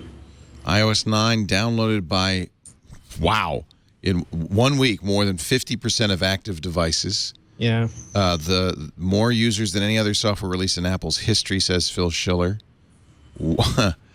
All you can say is wow. That's just you Apple people really like your operating system upgrade. They made it easy. It was like 1 gigabyte, and right. A lot more people could do it this time. Yeah. You gotta have a real good reason not to. It's always smart to wait 2 weeks after a major OS release because there's always going to be bugs they don't discover. But you have to, after those 2 weeks have passed and all the big bugs have been found and quashed, you have to have a really good reason. On the order of, I have an iPhone 4, I don't want to upgrade, and it's going to run like a slice of cheese if I try to install iOS 9 on this, to not go for an iOS update. If you have a recent model, you should upgrade. I put iOS 9 on my iPhone 4S and my iPad my iPad 2, and it worked fine. The biggest caveat I have for people is that if you have an app that is integral to you running your business, your household, or something else, just check the App Store and make sure that that app doesn't have any warnings on it, because there are a couple apps that say, we discovered a bug and we need to fix it, so don't update yet. And if that app is crucial to you, like if it runs your home security or your office, whatever, double check that first. And if you don't see that, then go right ahead. Banking software is the same way. I got borked in a pretty bad way because I could not update my banking app, and I use it to keep an eye on my accounts and also to move money around while I'm traveling. So of course I'm traveling, and now it's the bank now requires an updated version, and I could not update it. And yeah, that's a lot of fun. So make sure make sure you know what apps are critical and make sure those are going to be safe. You said that you need your app to move money around while you're traveling. Is that laundering money while you're on the run? Is that kind of what you're saying? I fixed the problem. You're going to get the payment. Okay?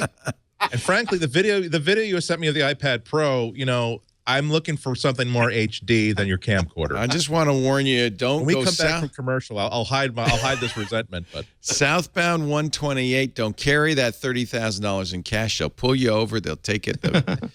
They know. Hey, XcodeGhost, let's talk about that briefly. We'd learned about this a while ago, that there was a version of Xcode floating around that had malware in it, and I'm not sure why you'd use a version of Xcode that you didn't get from Apple, although somebody said the Great Firewall of China blocks it. Yeah, it is incredibly, so basically if you're a developer in China, it could be incredibly slow, if not terrible, to try to download from Apple. So what you would do is search Google looking for Xcode, and you'd find a repository on a local Chinese site that would download quickly. And because people know that that's what happens, they got a hold of versions of Xcode and inserted malware into it that then at compile time inserts it into the apps. And how many apps ended up on the App Store with us? Mostly they were Chinese apps, but some significant Chinese apps, right? Yeah, like WeChat. WeChat, which is dominant. Software. There's an Uber in China. I can't remember the name, but their app was affected. What's scary about this is there's a lot of times that we'll tell people just make sure you download from trusted sources, keep Gatekeeper on, and this is all advice that could stop things like XcodeGhost from working, but this is not in your control. This is under the developer's control. They're the ones who have to follow those principles. And you never know if the developer is using a consultant or a contractor, or they have a friend who passes them a bit of code. So, I mean, Apple can do things like trying to make a proxy in China that lets them download faster, or do things that make it much harder to turn off Gatekeeper when you're compiling software, or make it easier to check, because Apple put up an article today giving developers a way to easily check if their version of Xcode had been compromised. But at the end of the day, we're all in this together, and we all have to make sure that even if it's significantly inconvenient, if you're making software that your customers depend on, that you do everything, even if it's inconvenient, even if it's significantly inconvenient, to make sure that software is as rock solid and secure as possible. 39 apps infected. Those were all pulled immediately. I mean, it's easy to detect it once you know they're there, right? So yeah, the cat and mouse game, though, the mouse always gets to move first. So that's why we see these stories. Right. So they're gone. If you downloaded an infected version of WeChat, what should you do, and what could you be exposed to? Is it a complete takeover of your system? Or? No, it's relative. I say this, with all due, it's relatively minor at this point. It's a little bit of data mining, and they're trying to pull what they can out of what you're doing with it. Could have been a lot worse. That's a relief, actually. Yeah, and the thing is that it's getting really hard to get information out of Apple's ecosystem. They really built it to be secure, and they built it to be secure in a way that. And Rich Mogul had a really good write up on Tidbits about this. That it's an economic war. Apple makes it expensive to try to attack iOS, and looking at things like compiler exploits is a way to try and more cheaply attack iOS. Didi Kawaii is the one I was thinking of, but by now that's a car hailing app. NetEase, which is a music app. And WeChat's easily the biggest affected. I wouldn't worry about it. China's not a very big market. WatchOS 2.0, your thoughts? We're running out of time, so I'm going to move quickly through these final ones. But this was such a big news week. Rene's piece is awesome. I read it this morning. Well, everybody should just go to imore.com and read the WatchOS. Give us a thumbnail. Jim had an excellent. I've loved Jim's coverage of the Apple Watch and how it fits his lifestyle, and he had an excellent write up on it too. I went to Rene's and read his too. So, is it going to make me want to wear it again? Because I'll tell you, I mean, certainly there are people, and I absolutely acknowledge this, for whom this, for your lifestyle, is a great thing. But I don't need those notifications on my wrist. I actually use other exercise trackers that I feel like are more accurate, more flexible. And it does a lousy job at telling me what time it is because it's always off. So is this going to make me... Or an excellent job, Leo, telling you to relax a little. Yeah, maybe I shouldn't worry. So is this going to make me change my mind on on the Apple Watch? Actually, I know one thing it will.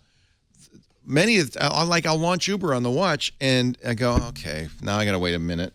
So I'll pull out the phone, hail the car.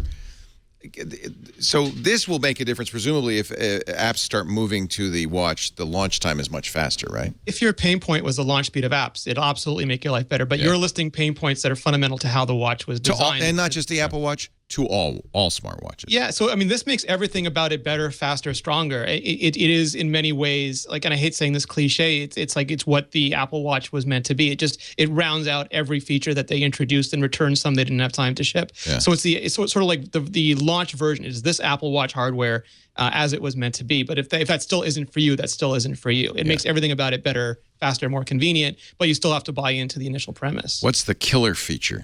WatchOS 2. Third-party custom complications. Custom complications.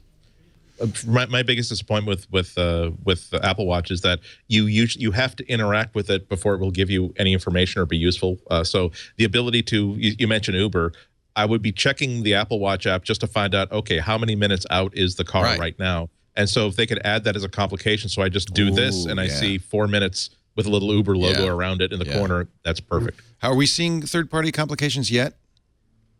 Yeah. There are a couple that are out, Like what? Carrot, weather. So you can get snotty complications. Good. Okay. That's right. Complication snark.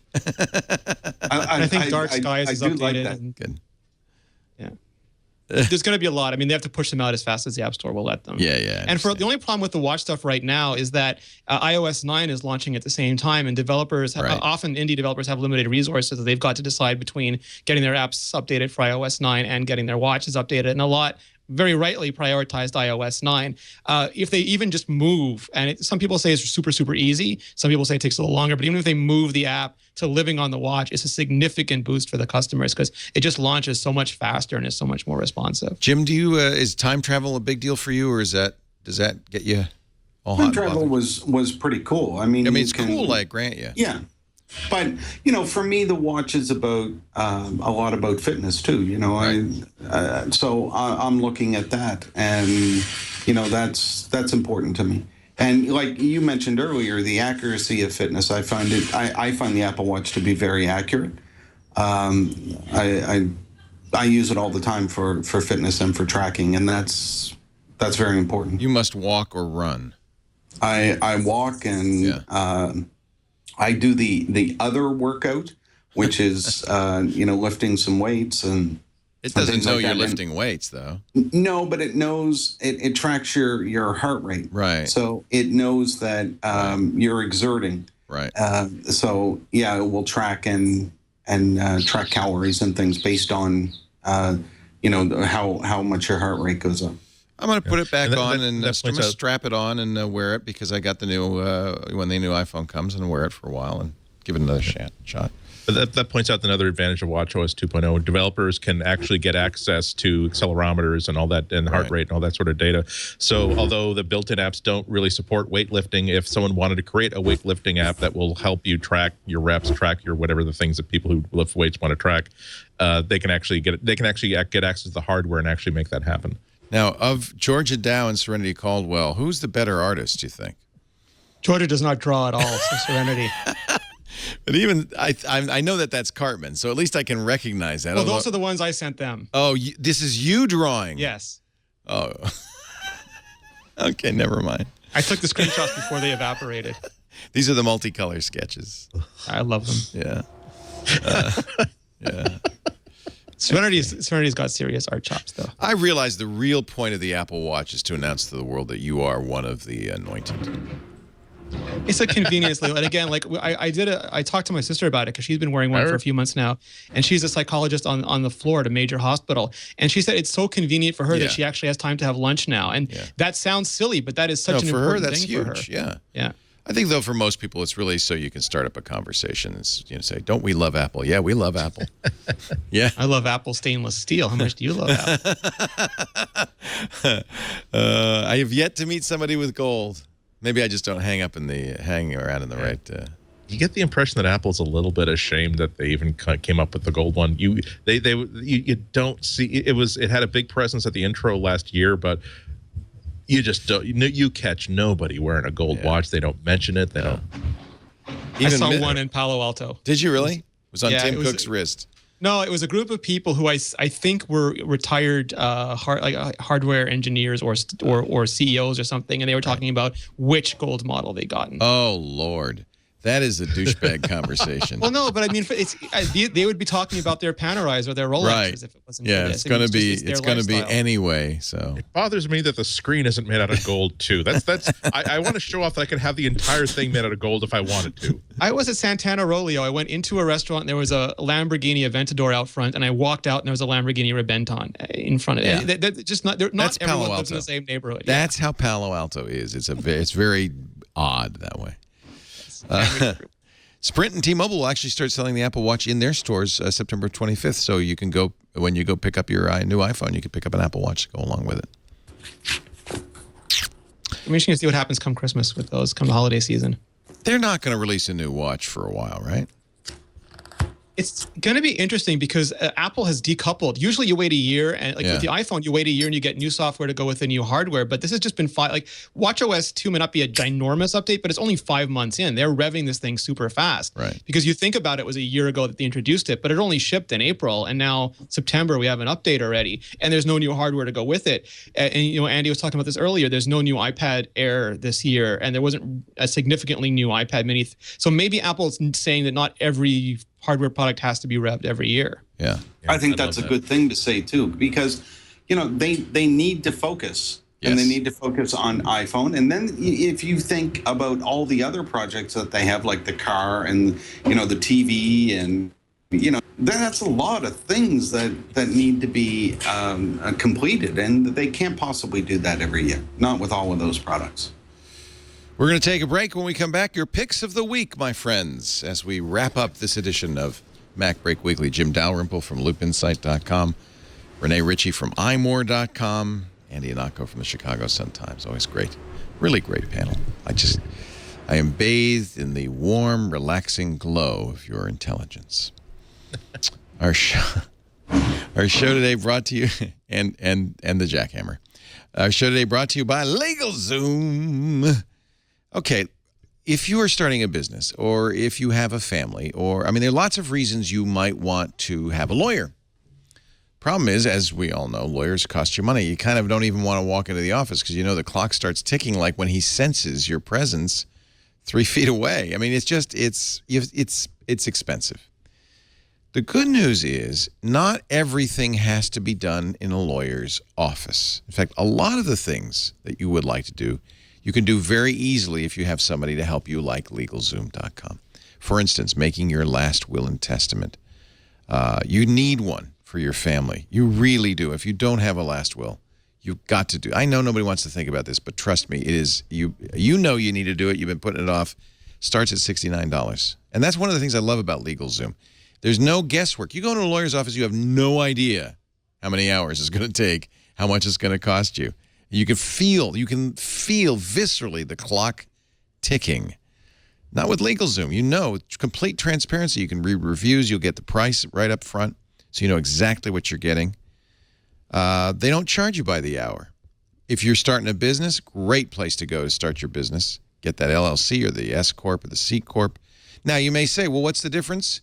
You can also talk to a lawyer. Now, this is the best thing. You say, well, do I need it? I want to incorporate, but what's the difference in an LLC and a S Corp? LegalZoom, if you need legal advice, has a network of independent attorneys that can provide straightforward guidance in most states. You'll see reviews, profiles, you pick the attorney, and the rate is pre-negotiated and, again, transparent, you know, up front. This is the best thing in the world. LegalZoom is not a law firm. That's why they're so affordable, but they give you what you need to get the work done. I love LegalZoom. You'll love it too. And I know you've got stuff you want to do. Maybe you trademark that logo or the company name or make that will, or you got to do it. But don't let those legal hurdles or the expenses stop you. It's so easy. LegalZoom.com. And to let them know you heard this on MacBreak Weekly, and to give you a little incentive, $10 off when you use the offer code MBW in the referral box at checkout. LegalZoom.com. Don't forget to use the offer code MBW and save. LegalZoom. We love them. Let's see. Who wants to go first? Show of hands here. Why don't we start? We'll go left. Yeah, there's Ihnatko. Yes, sir. One quick one and one very important one. I saw The Martian yesterday, the movie, and it's really, really good. If you're a fan, if it's slightly different from the book, but in a way that makes it make more sense for the movie. If you love the book, the tone is all there. The characterizations are a lot more interesting than what are in the book. And I would also, one of the reasons why I'm making this a pick is that maybe you actually do want to see this in 3D, because it's an example of a movie where the 3D is so good you don't notice you're watching a 3D movie. It just makes it more immersive. It makes it more. It's done very, very thoughtfully. So high recommendation. I thought it was terrific. The second one though is something that I'm really gonna really strongly suggest that you install on your phones like today. The American Red Cross has a collection of mobile apps that are absolutely fantastic. There's an app for instance, for first aid. And so if you're walking down the street and you see someone collapse, you will want to help, and maybe you will take out your phone and try to Google, what do I do if someone collapses, and Google tries its best to make sure that the emergency information is at the top, but you don't know where it's coming from. And in this sense, you might not know where to go for that.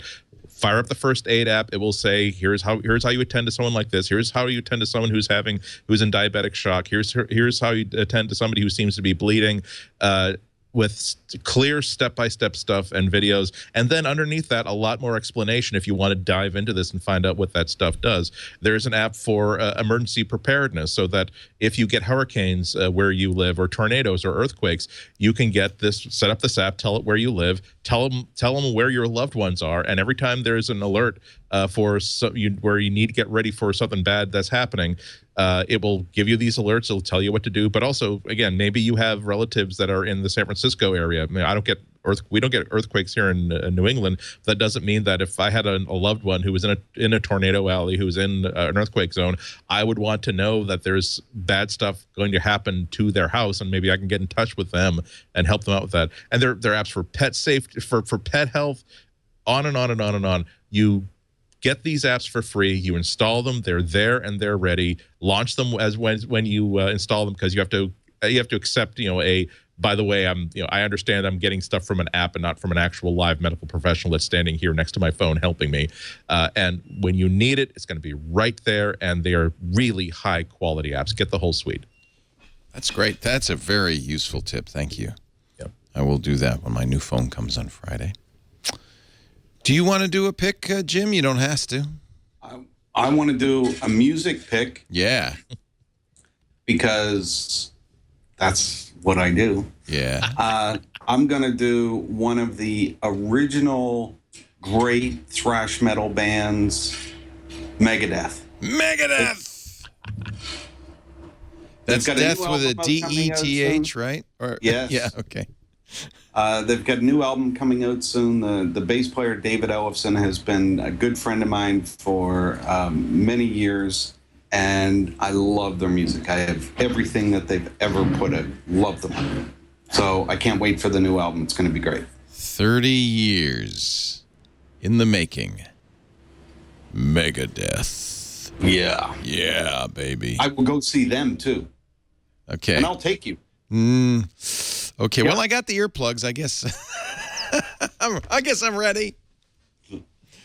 They got any catchy tunes you can sing along with? All kinds of them. Hangar 18 is pretty catchy. Hangar 18. Yeah. You're a Megadeth fan, Jason Howell? Oh, yeah. Big fan. Megadeth is okay, but they're only 1/10 as rocking as Gigadeath. Times have changed. Maybe they ought to upgrade. See, Jason and I will go see Megadeth. Oh, I'm there. I'm already there. Right now, I'm waiting for you to arrive. That's how there I am. Hangar Say 18. hi to Dave for me. from the immortal album Rust in Peace? No. Yeah. Yeah? Oh, yeah. Saw Megadeth a few years ago, and it was such a long time coming, and they were so incredible live. It was such a great show. How old are they now? Are they like 60-year-old heavy metal rockers? I don't think they're that old. Yeah, they're probably the 50s, I would guess. They're my age. Almost 60. All right, Megadeth, baby, new album. We've been waiting for it. It's exciting. How about you, Rene Ritchie? What's your pick of the week? So I have two. I was going to pick the iPad Mini 4 because I wasn't sure we were going to talk about it or not, and I just posted my review of it. So you did buy one at that Instagram picture was of you purchasing one. Yes. Yeah, and I posted my review earlier today, and it's something that surprised me because I thought I would like it, but I've long since contented myself with the iPad Air. I used to be a Mini user, but now I have the iPhone 6 Plus, so right. I wasn't certain I really need a Mini, and the Air is just so big, and the screen was so beautiful. But I liked it a lot more than I thought I would. I liked it so much. Sorry, it should be iPad-Mini-4- review, but I was shocked at how much I liked it. It was just fantastic. The screen, you really have to see it. It does look every bit as good as the iPad Air 2. I thought so. It was noticeably better than my old Mini. Yeah. Yeah, I mean, the reds, the magentas, the purples, all of them look fantastic now because it's a fused screen. You no longer have the same side of refraction on it, and because it's got an anti-glare coating on it, you don't get the same kind of reflections either. So it creates a much more pleasurable viewing experience, and you get all the power of the A8 processor in it, and you get the split view. So if you want to multitask, I'm going to be doing a lot of traveling, and I was going to just bring my iPad Air with me, but when you pick this up, I went back to my iPad Mini 3, and I'm not saying this to hurt anybody's feelings. It felt like a brick for a second because that's how your brain works. Your brain instantly adapts to whatever the last thing you were holding with, and it feels either too light or too heavy. And I didn't realize how much lighter they'd made it because thinness is never important. The thinness is just a side effect of lightness, and Apple really believes that lightness is a key part of usability because you can. It is for the iPad because you're holding it. Yeah. Yeah. You're holding it above your head when you read, or you're holding it on your lap, and they want to make it as light as possible. And I bought the Wi-Fi one because I didn't think I was gonna do much with it other than put it on my shelf behind me. But I'm taking it back and swapping it for the cellular one because I want to travel with it. Yeah, that was my thinking as well. This is a perfect travel size. And it's got the faster MIMO Wi-Fi and the faster LTE, and it just one thing after the camera. I mean, they're not iPhone 6s quality, but for an iPad, is it iPhone 6 quality? No, it's the same as the iPad Air, which is sort of around iPhone 5. It's an 8 megapixel sensor, but it doesn't have all the just doesn't have all the bells and whistles of the iPhone camera. I really, really liked it. And I have a quick secondary self-serving pick, and that Serenity Caldwell took the iOS 9 and watchOS 2 reviews and kindly bundled them up into an ebook for us. We could put them up on the iBook store because you're looking. She also put up she included her FAQs in there and a bunch of other stuff.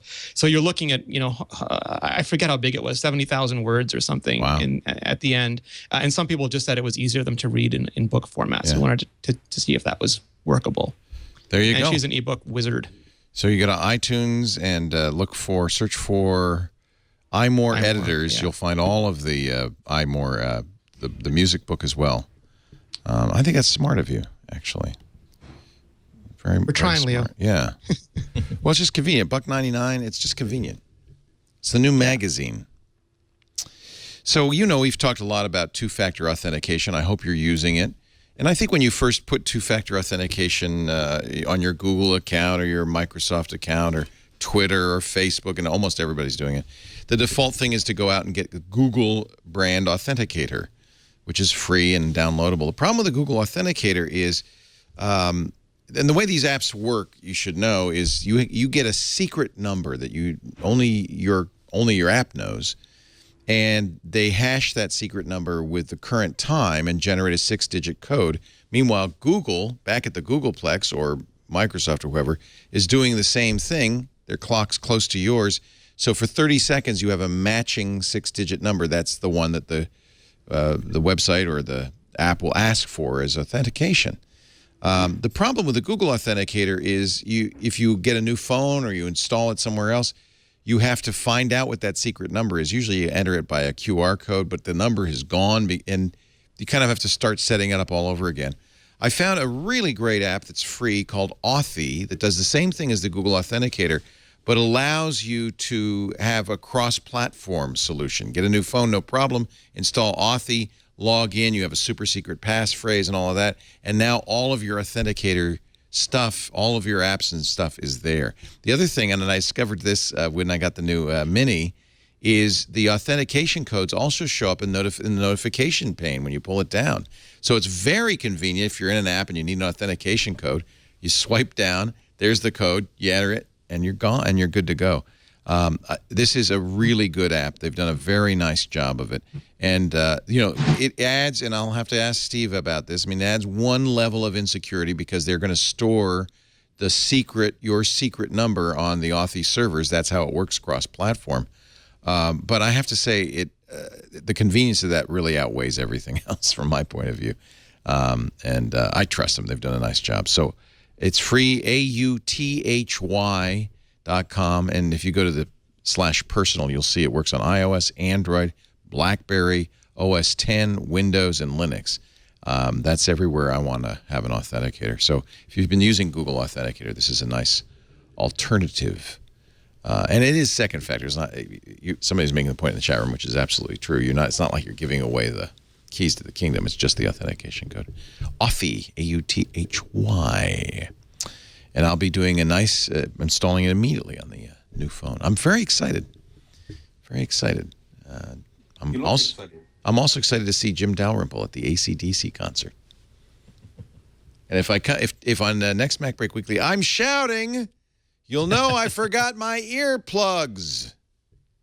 You wouldn't want to wear hearing aids at an AC/DC concert, I'm thinking. Usually afterward. Later. Thank you, Jim, for being here. I think we just lost his signal, I'm sorry to say. Jim Dalrymple, loopinsight.com, at @JDalrymple on the Twitter. We love having you, and thank you for giving us a first-hand report on those new iPhones so we get even more excited. Thank you also, Rene Ritchie from imore.com, for all your great work at iMore and for joining us each and every week. And the podcasts, too. Let's not forget Debug and the others. They're all available through imore.com on your favorite podcast app. Have people complained to you that the new Apple podcast app doesn't go full screen? Yes, relentlessly, and I filed all the radars. So I've also filed radars for there no longer being hoodies at the new campus store. So. Yeah, the campus store is now just an Apple store. God. With a couple T-shirts and mugs. It's kind they of took a out bummer. all the fun stuff. Yeah, it used to be a company store. Not only that, but you go to the Apple store because you wanted to get the T-shirt that said, I visited the mothership. Yeah. Yes. Damn them. Oh, well. Oh, well. Hopefully this will be Too escalated much to frivolity in this world, apparently. There are too many people smiling and happy. Thank God they did something about that. But I do want to thank Apple for one thing, and I think this probably is Steve at iTunes who had some say in this, because he's been awesome. Very nice to me. If you ask Siri for help about things she can do, in the podcast section, it mentions Twit. Oh. Yes, that is one of the things you can do. You can listen to Twit. Yeah, so their editors are amazing. Yes, they really care. Thank you, iTunes guys and gals. And, you don't have to use the Apple Podcast app. There's lots of ways to listen to our shows. You can listen on the Twit apps, quite a few of them, and more coming. We're working on our own official apps, which should be out by the end of the year for iOS and Android. We've got a new app coming to a Windows Phone, thanks to Dimitri Lealin, based on our new API. We'll be working on lots more, too. So if you can't be here live every Tuesday at 11 a.m. Pacific, 2 p.m. Eastern, 1800 UTC, please listen to an on-demand version. You can even get it from the website, twit.tv/MBW. Thank you, Rene. Thank you, Jim. Thank you, Mr. Ihnatko from the Chicago Sun-Times. Leo. I'm Leo Laporte. Now, back to work, because you know what? Break time is over.